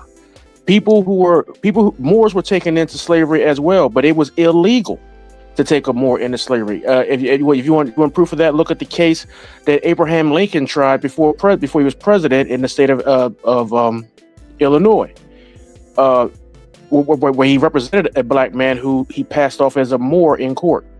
and they won a $600 judgment against a white man. Now, let's say that it's legal to enslave a Negro, right? So, and they said that the going rate right now for every person who's a victim of the translate slave trade is $323,000 per person. Then now, granted that now I assume that's for a person who was so-called quote unquote legally enslaved. Now, if you and quite naturally they're going to throw a bunch of red tape out there where you're going to have to prove your lineage in order to be able to collect this money. Now, if you prove that your family was illegally enslaved, that you are descendants of Moors, then what? Should I get the same amount of money as a person who is legally enslaved who gets the $323,000? I think not. Yes. You said yes, I should, or you said yes, I should? I would say that. No, I should not. My family was illegally enslaved, and that's going to be the stumbling block for this. Not to mention, they're going to require you to spend the money, which could cost thousands of dollars, to prove your lineage that you're actually a descendant of slaves. Correct. You know what I'm saying? And then on top of that, these countries are not solely on the hook for the money. You have Nations Bank, you have Georgetown University, you have all these private entities that were started and still Unilever colonized Nigeria. You know what I'm saying? Terrence, You have yeah. Terrence, real quick, do you think Africa bears any responsibility for the slave trade? I believe certain individuals. Not as a whole. I believe there were certain bad actors, but not as a whole. No. Investigation needs to be done to find out who are those perpetrators, who are those criminals to our people. It's not the whole place. Then the question would be, how do you apply that to what is known? Like the Dahomey people, for instance. How would we hold those people in 2025? Accountable. What do they have? What do they have? They have nothing. Yep. They have nothing. Only thing that they can give you, only thing that they can give you is your rights and to restore the rights of your family, and that would be your citizenship. Yeah. Yep. That's the only thing they can give you. That's something, ain't it? Okay. I mean, that's a big thing. Okay, so they do have something to give. So hold on. So hang on before I go to someone else. But that's something that Ghana's already offered, like of their own free will, right? So that can not be just Ghana, Benin. But I'm Nigerian, Benin and Nigeria's not offering me nothing. So what does that tell? What does it give me? Cameroon is offering me nothing. I'm part Cameroonian. They're offering me nothing. I'm saying Nigeria can do exactly what Ghana did. They can, but they're not. That's the point. It wouldn't require, a reparations decision in order for these nations to say, we want to welcome you home. You don't need reparation for that. Right. No, you don't. So they do have something to offer. And I also want to tie it back to domestically as well. Because hang on, who's that? I'm going to say this really, really quick. Just 2 sentences. Hang on a second, Elijah. Go ahead, Wall Street. I just wanted to say that's why I don't even muddy the waters with the domestic argument, right? Because there's an argument that Native Americans participated in slavery, owned slaves. But what are we going to get from them outside of their casino? Like, I think the things that would actually benefit us, it makes sense to focus on state and federal government. There's laws that were passed that were, we have a great argument on paper in America. It's not misunderstood. Most people, the only real arguments against reparations would be one, who has to pay it, right? Because on a state level, a lot of immigrants and other people say, hey, I never owned slaves. I had nothing to do with this. Why should I be responsible for reparations? And that's a great point. So I focus on what's sellable. My reparations argument or plan would be, a multi-year tax-free status where we literally pay our own reparations, right?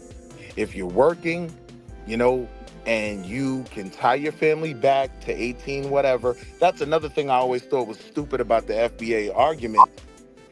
I'm not concerned with Kodak Black or someone, or a Haitian getting reparations. I think we should be more concerned about being able to prove that the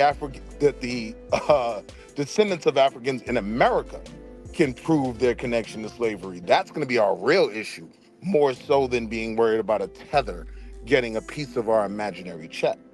So, yeah, it's a lot of complexities, but that's why I think it makes more sense just to strictly focus on the flaws, the faults of the federal and state governments in America for Black Americans. We'll see. Elijah, go ahead. Hang on. I'm Go ahead, sorry. I'm Elijah. sorry. I'm sorry. Elijah is muted. Yes, I'm here. Okay, this is the thing. Africa is slavery. I mean, I don't think you can find an institution or like a business that involved in a slavery. Even the Dahomey people said, okay, it was a crisis within the inheritance among the kingdoms. What happened is a British ally himself with some another one. It's like what is happening in Chad today, right? Chad president, he has a brother. So his brother, I think they're from the same father. So France is with the Chad president, and then the other one, he tried to overthrow him. So a situation in Dahomey is like that. Back in the days, you see a brothers they fight over who will be a king. So British, what they do, they support one side to fight the other one. After they destroyed that each other, and then British took over, and then they put their puppet there to use him as to catch slaves. I mean, they already infiltrated them.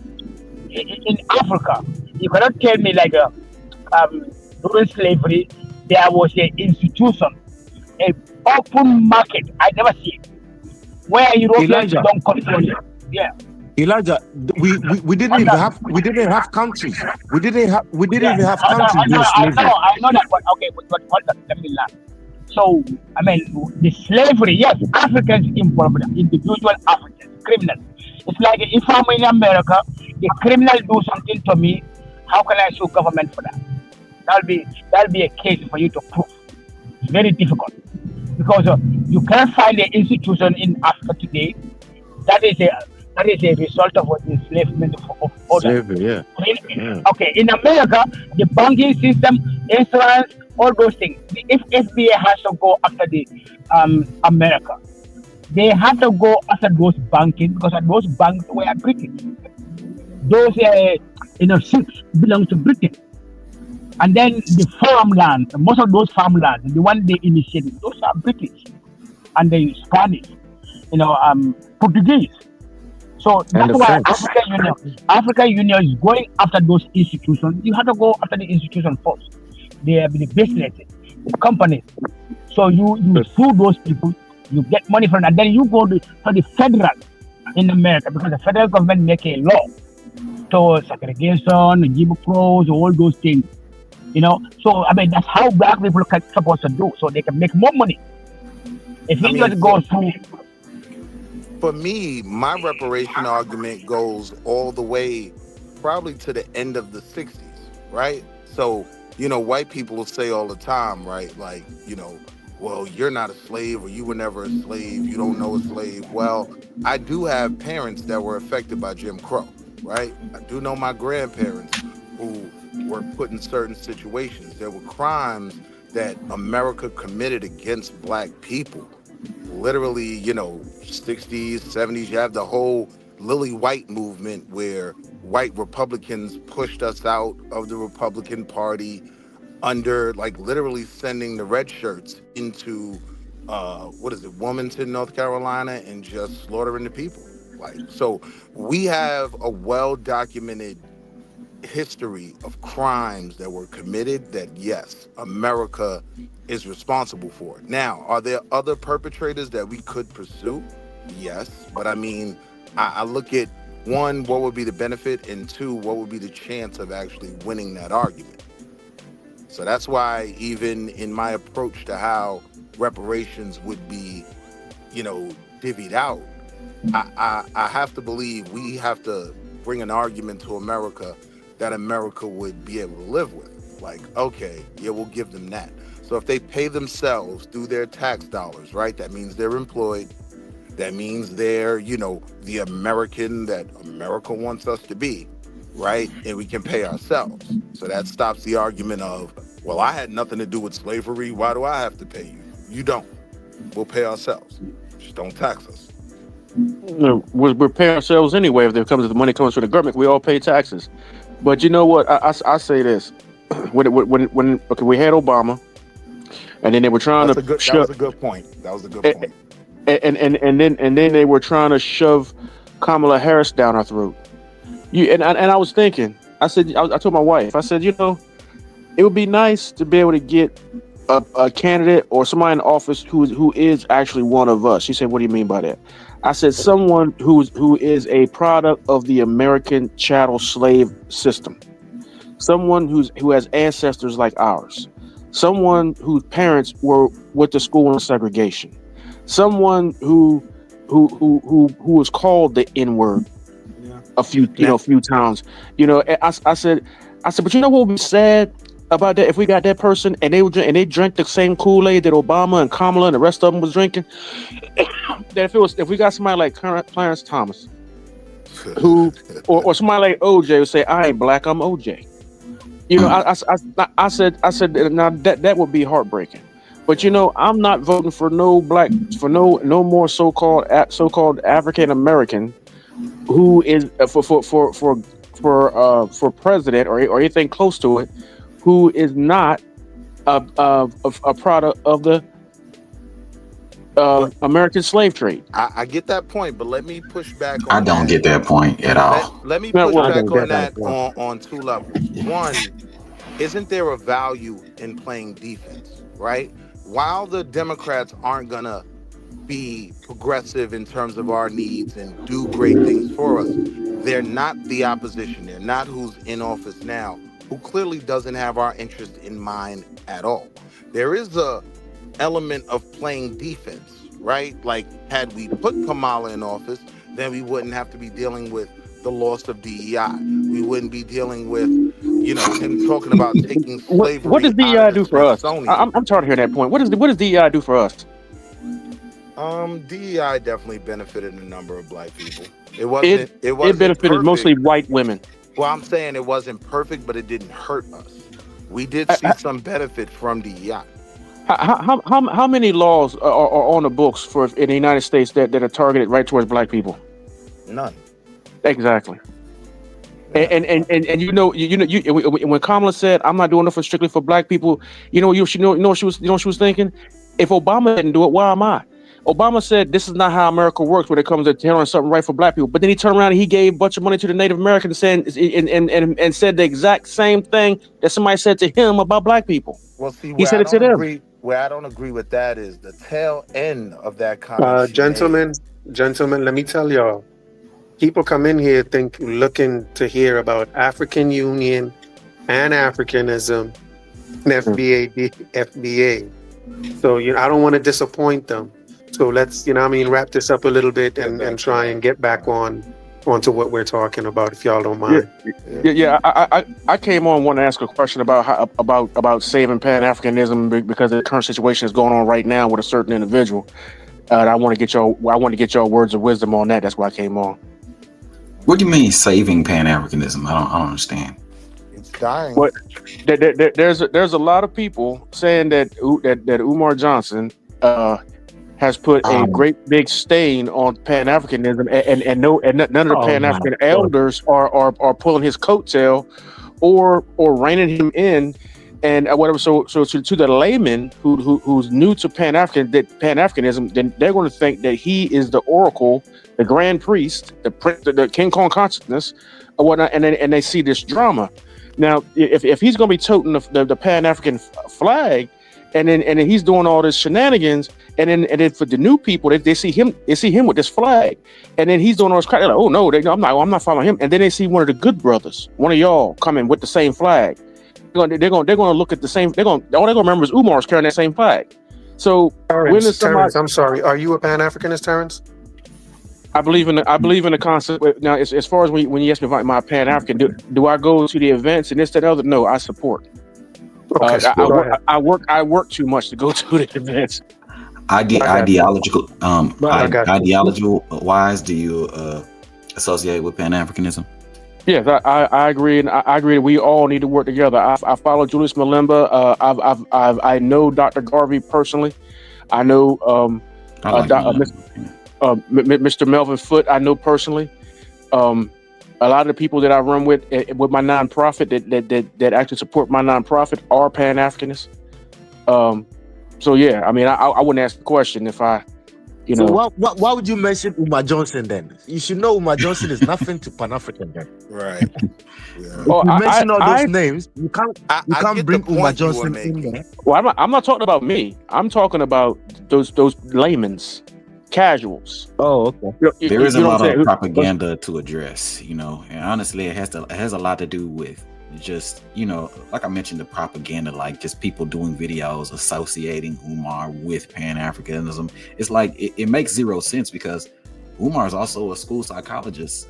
Should we also are we putting a stain on being a school psychologist as well? Is that also a stain, right? Umar is also I believe he's a Philadelphian. Are we putting a stain on people from Philadelphia? Like, it's fake news, propaganda. It's a lot of just BS going on out there. Well, my opinion with the whole Umar thing is, for me, it becomes, as someone who did send a little funky $100 to Umar maybe like 7-8 years ago, right? He said a funky $100. I hear what I'm saying though. I feel like the people that complain about Umar are people that are watching my pocket. I don't hear people who donated complaining. One of the reasons why I don't complain is because he didn't have the school yet. People were saying years ago he was scamming, right? But he did run a national phone call where he would take, questions from women who had, at-risk youth and what they could do to keep them off Ritalin and this, that, and the third. I said, look, if my $100 goes to the phone bill for what he's doing now, I'm fine with that. So I never complained. I never felt scammed. I never felt like he stole from me. Like, so when I hear these arguments, in my opinion, the biggest stain on the black community is we should have overfunded him. Mm-hmm. Where now the question is, why didn't you do it? Right? Until we do that, then you can't really criticize a guy that's struggling to, collect funds. And I'm not saying that he might not be a scammer. People are doing now. No, well, I got a confession. I got a confession to make, brother. You're gonna come out of the closet, did you? I ain't in no closet. I'm in the living room, man. Hey, look, the brother the brother that he was calling an agent and saying that he got an extended family member or some bullshit or whatever. Excuse me, pardon my language. Yeah, BS or whatever. He was talking about me. I am the 5th generation nephew of Frederick Douglass who called out Umar on his live about being related to my family. Get out of here! I see that name barely. Get out of here! Yeah, I am the one who called him out and let everybody know we don't know that Negro. He's not related to us. And the elder said that if he was able to prove it, they would disown him because we know for a fact that he's scamming. That he's collected over $2 million, and he didn't have enough money to pay $30,000 in taxes and water bills and what have you. He's been tapping into stealing electricity. He's been lying. He's been using that money on travel, going to spas in Japan. He paid $12,000 for a prostitute. If he's flying out females, man, he got it. There's a lady who did a video and posted it 2 nights ago about this exploitation style documentary movie that Umar starred in playing himself, and he tried to screw every girl on the set. And now he's offering $500 dates as a gigolo. Yeah, I've had females call me and tell me that you're saying stuff that he's done, but I couldn't get them to come out publicly. 3 women have come out and said that they've contracted herpes from him. Oh no! Yeah. No, man. Everything you've heard about that dude, and then his one of his family members has spilled the beans on his upbringing and all the kind of stuff, that he was actually abused and all the kind of stuff, and that he actually needs to be medicated. And that was his own family member. His nephews come out against him. His dad's come out against him, but His but dad's but definitely against him. Yeah. but then turned out that his father was beating the hell out of him when he was a kid, and he ran the boy out of the house butt naked. So I mean, it's a whole lot of stuff going on with that, and that's why the people with the information are the ones that are asking the question: how much damage is this going to do to the movement? Because this stuff is going to eventually come out, and and all the top guys, the top guys that they got the most publicity, Umar, Polite, Nature Boy, all these guys are, and they're known for all the wrong reasons, and they all tie themselves back to Pan Africanism, and none of the elders in the movement are pulling anybody's coattails and saying, "Hey, you know what? We tried to talk to him, we can't. Okay, so now we got to distance ourselves from it. He's not bearing our flag." You know what I'm saying? Like, where are the elders at? And that's what I'm trying to figure out. Where's the leadership? Who are the elders that we would respect that? I have no clue. I'm asking the question. I got you. Well, Pan-Africanism is more of an ideology. It's not necessarily tied to a particular organization. It needs structure, though, brother. It does. One second, Katie. Hate to cut you, but speaking of ideology, what an ideology if people in the chat would just hit that like button. Like, can y'all please hit that like button? That would be amazing. There's more people in here than likes. So if y'all could just hit that like button for me, that would be amazing. I'm gonna have to go back. All right. Go ahead, Katie. No, I was just responding to the good brother, man. He said that, the Pan-African does need some structure. It does need some organization. It does. I agree. Now, there are some organizations that exist under the name, under the ideology of Pan-Africanism. But I think we do need more, the thing is that every time there's an organization that comes up out the woodwork, it's always some COINTELPRO and some sabotage that happens with the organization. So, but yeah, I mean, I just agree with what you're saying. Generally speaking, we do need some structure, some organization, and these are the conversations that we should be having. How do we organize? How do we get these things together? What do we need to do first? What do we need to concentrate on? Reparations is a conversation, but I don't think that should be our main focus. Like the brother Willie mentioned earlier, our focus need to be building institutions and setting up groundwork, and building up trade and things like that. So I'll land there. My thing is, there's no reason to reinvent the wheel. A lot of things that can be done have already been done by other organizations like the Panthers. You know what I'm saying? Sometimes you got to find a model that already has a blueprint to it and follow it. Panthers infiltrated though. Well, improve it.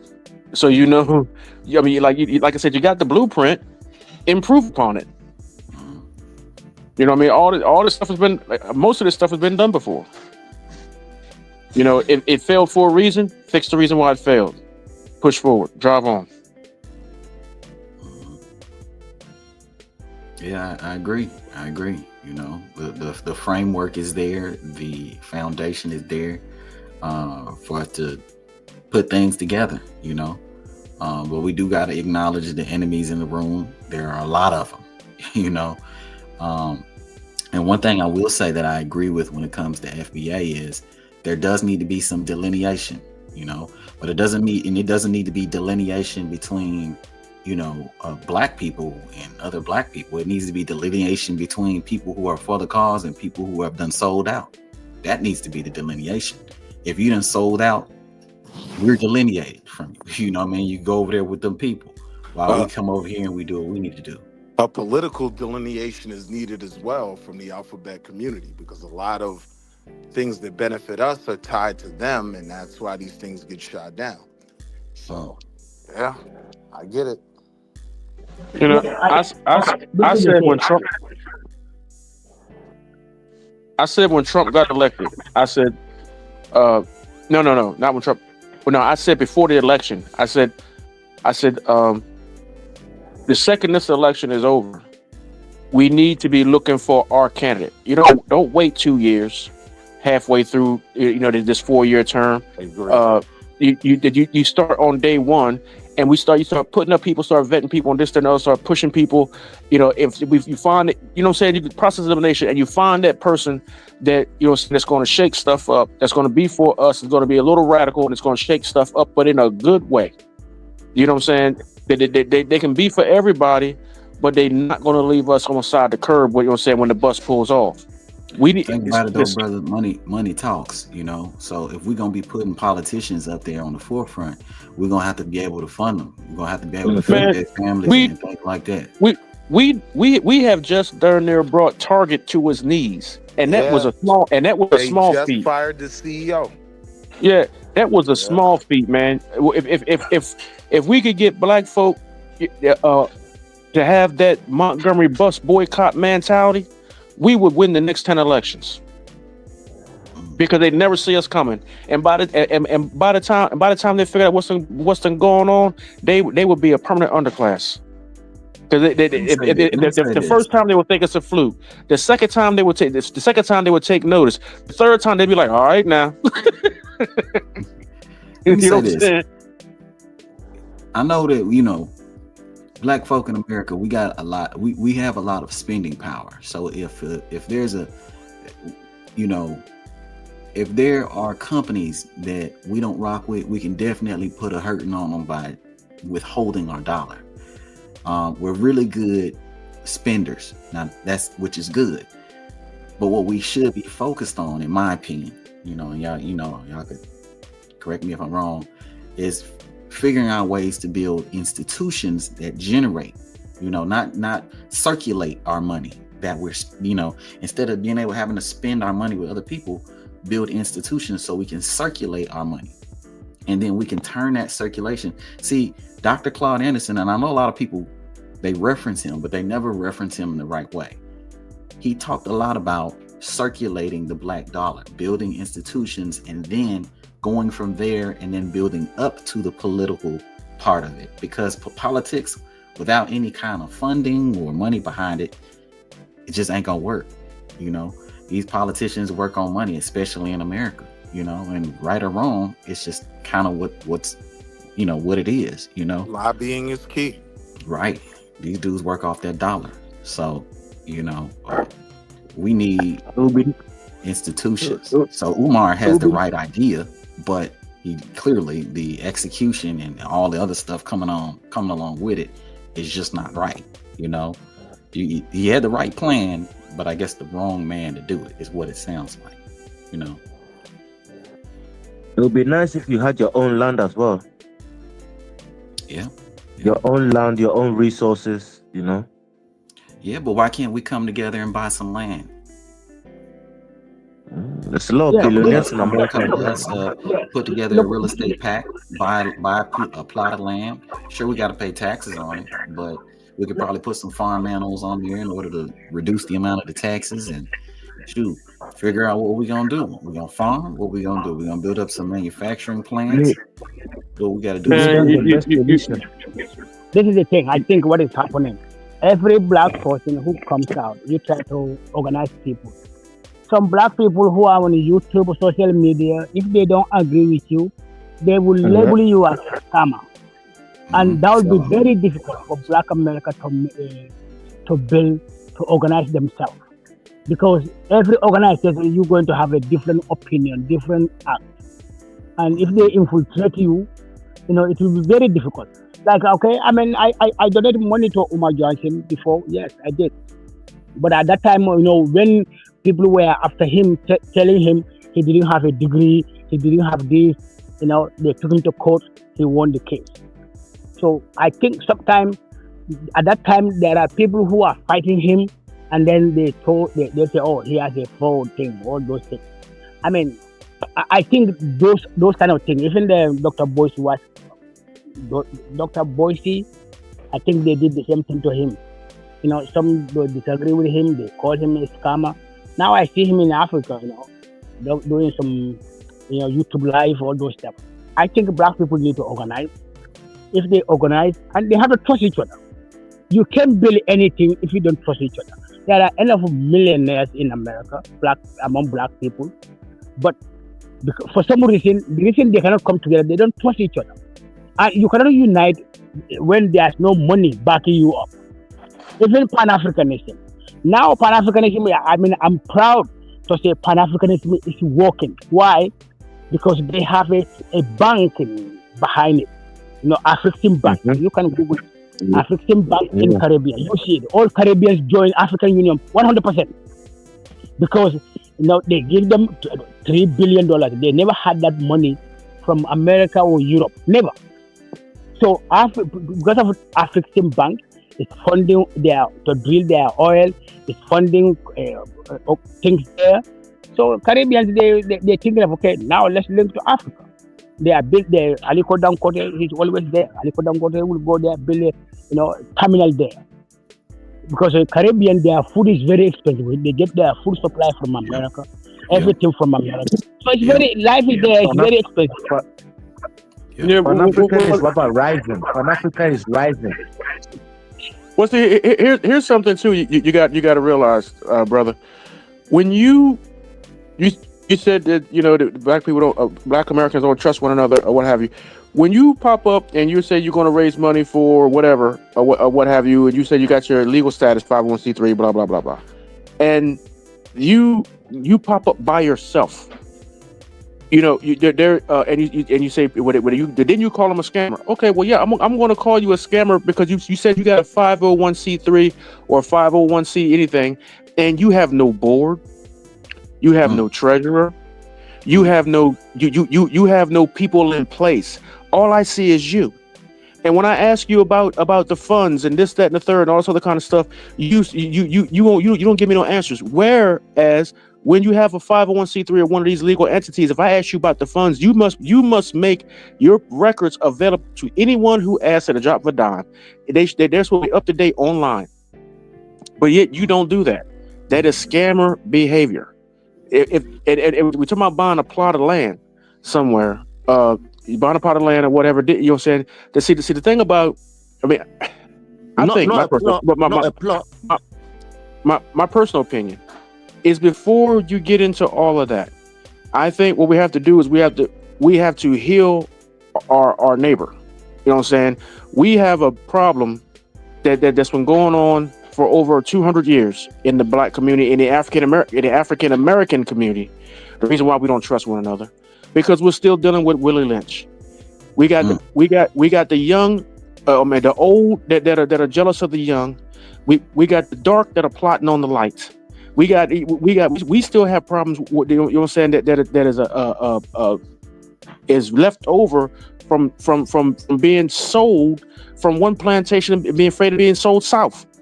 It's 2025. You can't get sold south anymore, and we got to get these people we got to get our neighbors to understand that. Because if you anytime you try to organize, try to do anything, you got other black folk that will come and and knock a hole in the bottom of your boat because they can't steer it. You know what I'm saying? So you have to. We got a lot of healing to do before we can do any of the stuff that we talking about on here.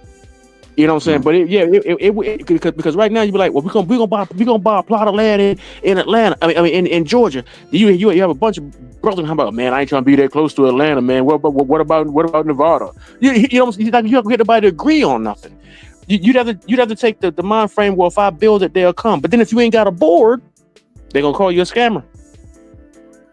Well, let me say this.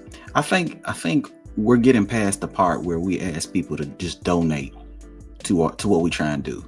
Like, I think we should turn our attention to having people invest, and become equitable partners in what it is that we're trying to do. That way everybody wins, right? And nobody's just coming out of their pocket, that sort of thing. And they have a say-so. Because when people invest, guess what? You have a say-so. If you have enough shares, typically how our business works, when you have enough shares, usually you become a board member, right? Which means that you're a part of the decision-making process when it comes to that particular business. So I think our focus needs to kind of turn away from just donating to stuff, which is nice. You could donate because that's a tax write-off, all that good stuff. But we need to start investing. Go ahead. Yeah, as you mentioned that, I just wanted to say, I know y'all aren't y'all don't trust the AU very much and their whole reparations thing, but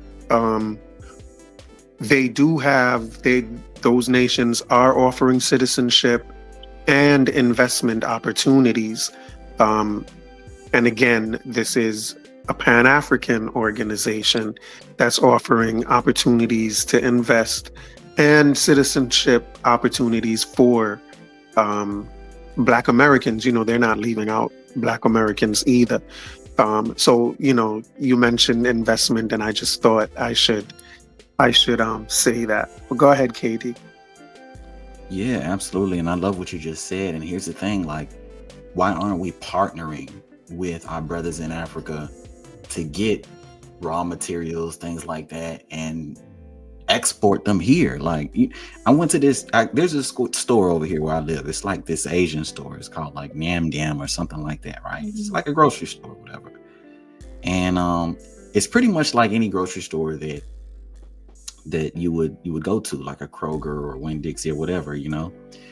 But when I started looking at all the stuff that they had in the store, it was a bunch of stuff that was exported from China, and Vietnam, and they export all the stuff in order to fund, you know, in order to stock the grocery store, right? So I'm just like, dang, why can't we do this with Africa? Why can't we get raw coffee beans from Africa and package it and ship it or export it over here, you know, or export whatever, you know? We sell to everybody. We buy from each other and then sell to everybody. That's how you do a business. But I think the answer to that is Africa's so valuable. It would take literally the finances of a nation for us to make that imprint. You got to realize if we're gonna No. Hold on, hear what I'm saying, right? These African leaders are making deals with multinational corporations, and I'm not talking gold or nothing like that, because that's a whole nother conversation. I'm not talking about uranium or nothing like that. That's a whole nother scale of conversation. I get that. What I'm talking about is stuff like regular stuff, man. Coffee. There's a lot of stuff that we use over here that grows naturally in Africa that all we would need to do is export it. Yeah, I said, turning cocoa to chocolate before exporting it, instead of exporting the cocoa beans, he's talking about making it into like cocoa powder before export. You like finished product. That's when you get value for money. I'm saying now you have to compete with Nestle, and Nestle has a war chest that is going to be difficult to compete with unless the continent decides. If you keep thinking everything is difficult, you're not going to do anything, because. What Nestle? There's no Nestle in Ghana. We're the largest cocoa producer. What Nestle are you talking about? If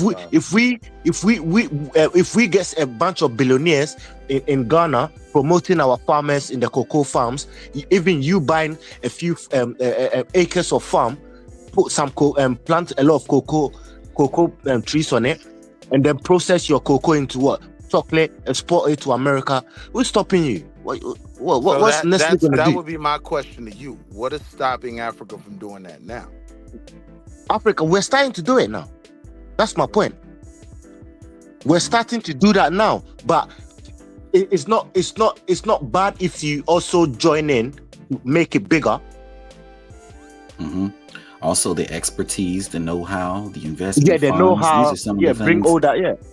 Processing plants, we could get see they have a lot of raw materials over there, but they don't have the processing plants, like what the brother just said, processing the cocoa into powder and things like that. Like, now let's put a pin in that. Mm-hmm. I think the only way that could be accomplished would be in terms of making it African descendants of Africa thing.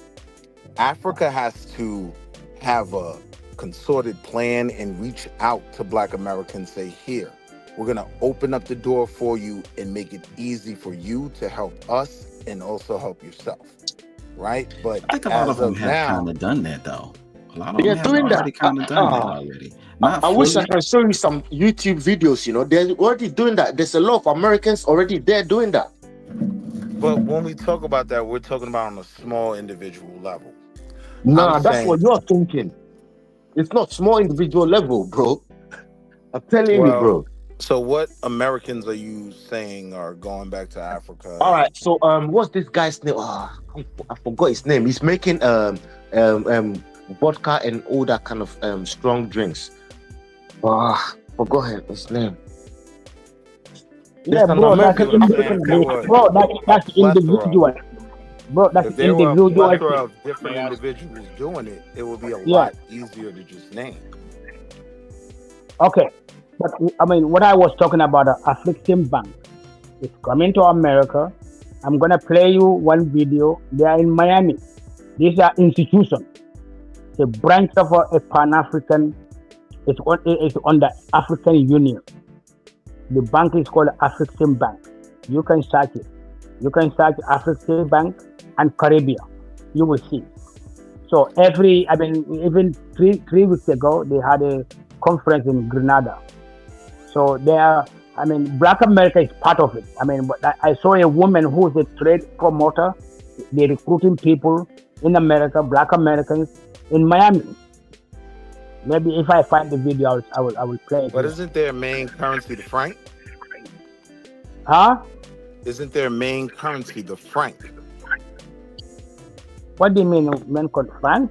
He's saying the currency, the money. Well, they got rid of French money. They just got rid of it. That's why. Okay. Listen. Okay. This African bank, Africans will trade in their own currency. I gotta play this video. You guys need to listen, so you guys.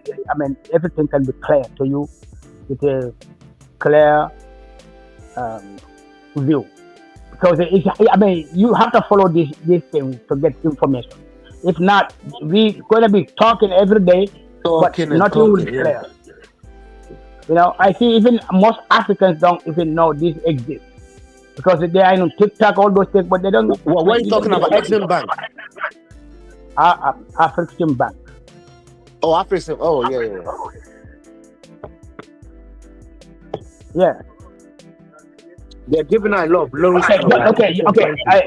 You guys need to listen here. So that the issues that nobody didn't about bringing to the court and now take we can't hear it. We can't hear you, bro. Hey, so I got a question, y'all. When the problem is this, then we can't hear that. The continent, region. I recall it was that Conte who said, let us start doing the business and the maritime links will come. There are others who are anxious to see the supply put in place and then the demand will follow. So I think we need to do it in partnership, and these partnerships with the public and private sector, and partnerships between businesses in the continent and in the region. So why should we do this? Right?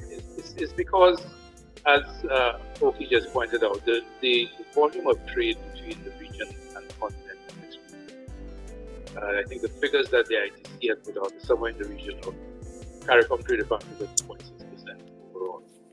And the ITC had indicated that there's a potential. That perspective from the private sector. I now want to turn to the public sector in the Central Bank Governor, Reserve Bank of Zimbabwe Governor. From your vantage point, what role can central banks play in investment between Africa and the Caribbean? We're having a hard time hearing you. Hey, so is that Corsi speaking? No. He's playing a video. Who is that we can't hear? Can you guys hear or you guys don't hear? We don't hear. We can't hear nothing. Oh. Hey, so I got a question. I think for us to de-risk. So you guys still cannot hear nothing? No, we couldn't hear. No, it's no good. You're gonna have to mute out real quick, Elijah. Okay. All right. It's getting to be close to that time, so I'm gonna get ready to wrap it up and shut this down. So we're gonna say our last words. I'll start with Dex, who just fell out. Hey, American Dream. One thing about you I could say is that promptly at 3 hours, you be shutting it down. Yeah, man. Sometimes I'll be thinking I can go past that, but Man, my body just be like, bro, it's time to reshift and do something. I get it. But I get yeah, it. so let's say our final words. Let's, you know what I mean, and but let's keep it to um the African Union and Pan Africanism, because I think Pan Africanism gets a really it's just getting a bad name whenever if we equate it with Dr. Umar and just the local, any local grassroots Pan Africanism movement that's out there. I think what's going on with the AU and their CARICOM, working with CARICOM and their Pan African movement. I think there's something there that's lacking, or that the grassroots Pan African movements are not able to create. And I think it's a shame that when we talk about Pan Africanism, we're not talking about it on that level. Whether it be, and even if it's okay, we're not talking about it on the AU because we don't trust the AU. Maybe we can talk about whatever type of Pan Africanism the Sahel states are talking about. But I wish our talk of and when we judge Pan Africanism, that's the level that we're judging it on. And I think if we look at just reparations, I think what they have in mind with reparations is very interesting, and in my view, a lot more interesting than the grassroots view of reparations. So I just think that there's so much bigger to Pan Africanism and what it could be than what it's being and what it's being judged as, I think.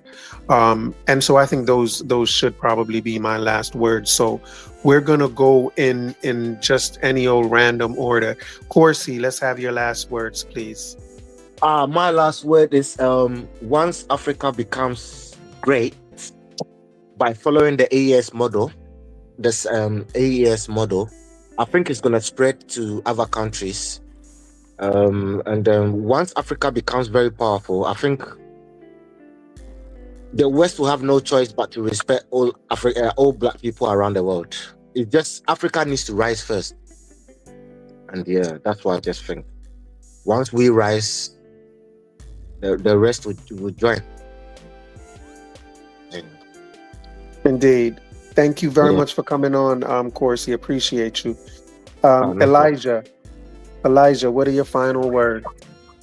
Yeah, I think Pan Africanism, to me, it doesn't have a bad name. I mean, there are people who don't know what is a Pan Africanism mean, what is the ideology stand for. So those are the ones they just say they think Pan Africanism is a personal thing. If I'm bad, if I'm a Muslim or Christian, whatever I do, that doesn't represent the Christianity. If I go and poop on the street, does that mean that represent the Christianity? No. So people need to understand it.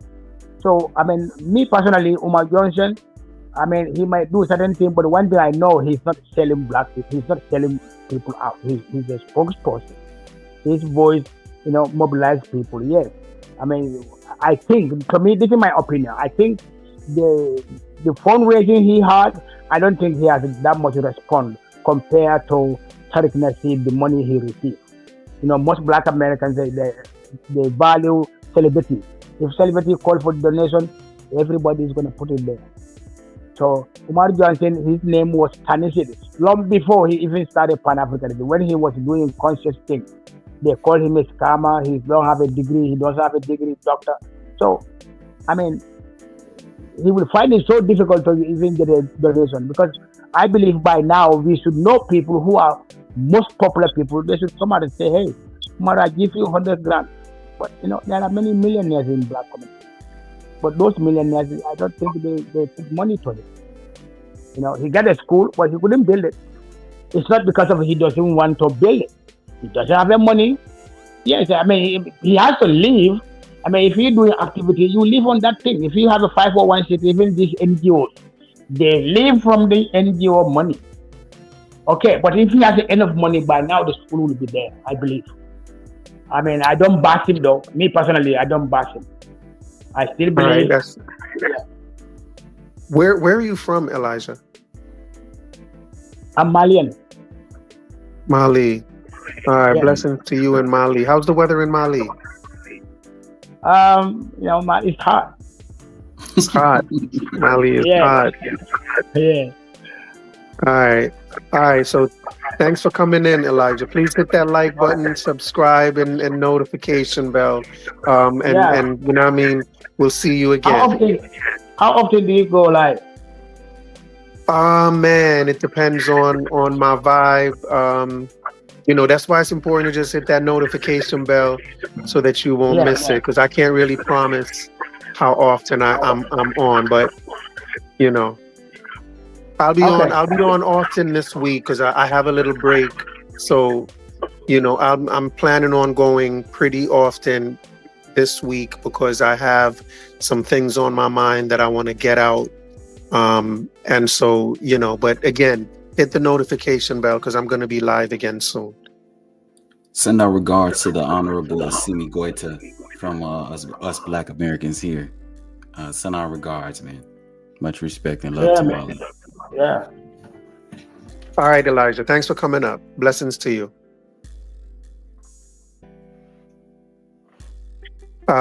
Terrence Bailey Sr. Your final thoughts. Yeah, man. I appreciate you having me on. I was just thinking. I brought this up to someone else before. Matter of fact, I brought it up to the ambassador of Togo and Benin, Ambassador Frederick Higby, and I asked him. I said, because he's a Pan Africanist, and I asked him. I said, how come your country doesn't recruit black African American and Caribbean scientists, military generals and officers, doctors and stuff like that. Kind of like how the United States did after World War II. They brought in the top scientists from Germany and stuff like that. I think that in order to get the resources that we need black folk in all the right places. And I think strengthening Africa to put Africa on level playing field gives us more power. You see that they got the Asian hate bill because China and the Asian countries are a great they trade. They do great trade with them or whatever, but not so. But in Africa, there's nobody over there that can say anything about the abuse that we deal with in the United States as black folk or whatever and be taken seriously. We have to help ourselves until we help as black folk globally. Until we help ourselves, we're going to be on this revolving wheel. Those are my words. Indeed. Thank you for those kind words, Terrence. Hope to see you again, good brother. Blessings to you. KD, let's get your last words.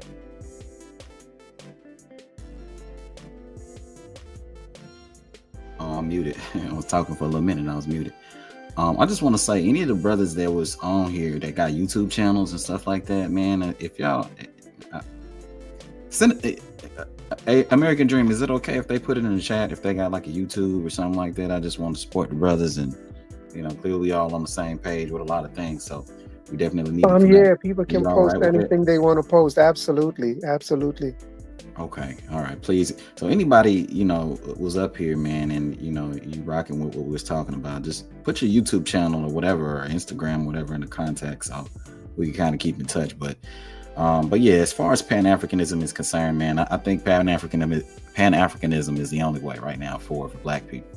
We need to work with each other. We ain't all got to like each other, but we need to work with each other. We need to delineate from people who rather stay colonized. Those of us who are looking to be sovereign and free and and build need to go our way, and the people who are looking to stay tethered to the colonizers, they need to go their way. You know what I mean? So yeah, Pan-Africanism is the only way forward. As far as reparations are concerned, I know this is gonna be a little controversial. I really feel like reparations is the carrot on the stick thing. I don't think anyone's going to give us reparations. I think the only way that we get any kind of reparations is to seize it for ourselves, and that doesn't have to be by force, but economically, politically is how we get reparations, and we get our own form of reparations, not the form of reparations that they deem that we should get, So I'm gonna go ahead and land there. I know every American dream trying to get up on out of here, so I'm gonna land right there, man. But peace to everybody on the panel, everybody who's in the chat. Love all y'all, man. Peace, family. Yeah, man. Blessings, KD. Always a pleasure, sir. Thank you. Yeah, man. Wall Street, your final thoughts. So I'm going to start first by giving you the praise you deserve. There's a level of decorum on this platform in a time where, things in the Black community can be so, pretentious. Like this is a great space that I definitely look forward to supporting and building a network of brothers in. You've created, a very respectful panel and platform, and I salute you for that. I would also say with regard to Pan Africanism, it doesn't make me happy to say this, but we are in a time when Pan Africanism is somewhat on life support. And so we have to be conscious of that and also, not complicate things. When it comes to the tenets of Pan Africanism, there's many different beliefs, but fundamentally there's two main pillars. One is working together as people of the continent and the diaspora for the benefit of us all. And the other is separating ourselves from the current establishment, which is based in white supremacy and colonialism. So that is where I kind of deviate from what I know of the AU. But when I do look at AES, when I look at what Traoré and those brothers out there are doing, it gives me a lot of hope. As an American who wants to invest in his people and build with his people, when I look at the continent, it's two main things that I want to see. I want to see pride and I want to see stability. When you can show the world stability, they'll come, they'll invest. And that includes your Black brothers here in America. So that needs to be the goal over there. We have our issues here we need to work on as well, but I think it needs to be a race to control, to influence in the Black community. And I think that should be decided by the fruits of your labor, your work. What are you doing? What have you created? And that should determine, who's in play, who we're listening to, who we support and stand behind. So I'll definitely be back. Salute, brother. Get the rest you deserve. And peace to all the brothers on the panel, man. My new family. Oh, man. Awesome. Thanks for the kind words, Wall Street. And pleasure to have you as part of the family. Blessings to you, sir. Bro. But to everyone, that like button and that notification bell works. That's how I got here today. So peace, family. I'll definitely be back. Yes, sir. One love. One love. Yeah, man. Aye, peoples. For y'all in the chat, you know what your final thoughts should always be. Hitting that like button and all them other buttons, man. Let's go. Let's get it done. I do plan on coming back soon. I may come back tomorrow at some point in the day, depending on how it's going, how my day is going. I may sign on early, but again, it just depends on how everything is flowing for me. But I do want to come on again because I have more of this reading that I want to get done. I think I'm a little bit fascinated with this stuff right now. So hit the notification bell, so you know what I mean, so that you see when we go live. I want to do a little bit of reading first, get a little bit of reading done, and then invite people up once again to have these great bills. I think these bills are decent bills, man. I'm not mad at all. So hope to see y'all again. Once again, hit that like button. Hope to see y'all around tomorrow.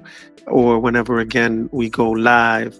So hit that like button and all that. And then, you know what I mean? We're going to catch you on the next one, y'all. Bless yourselves.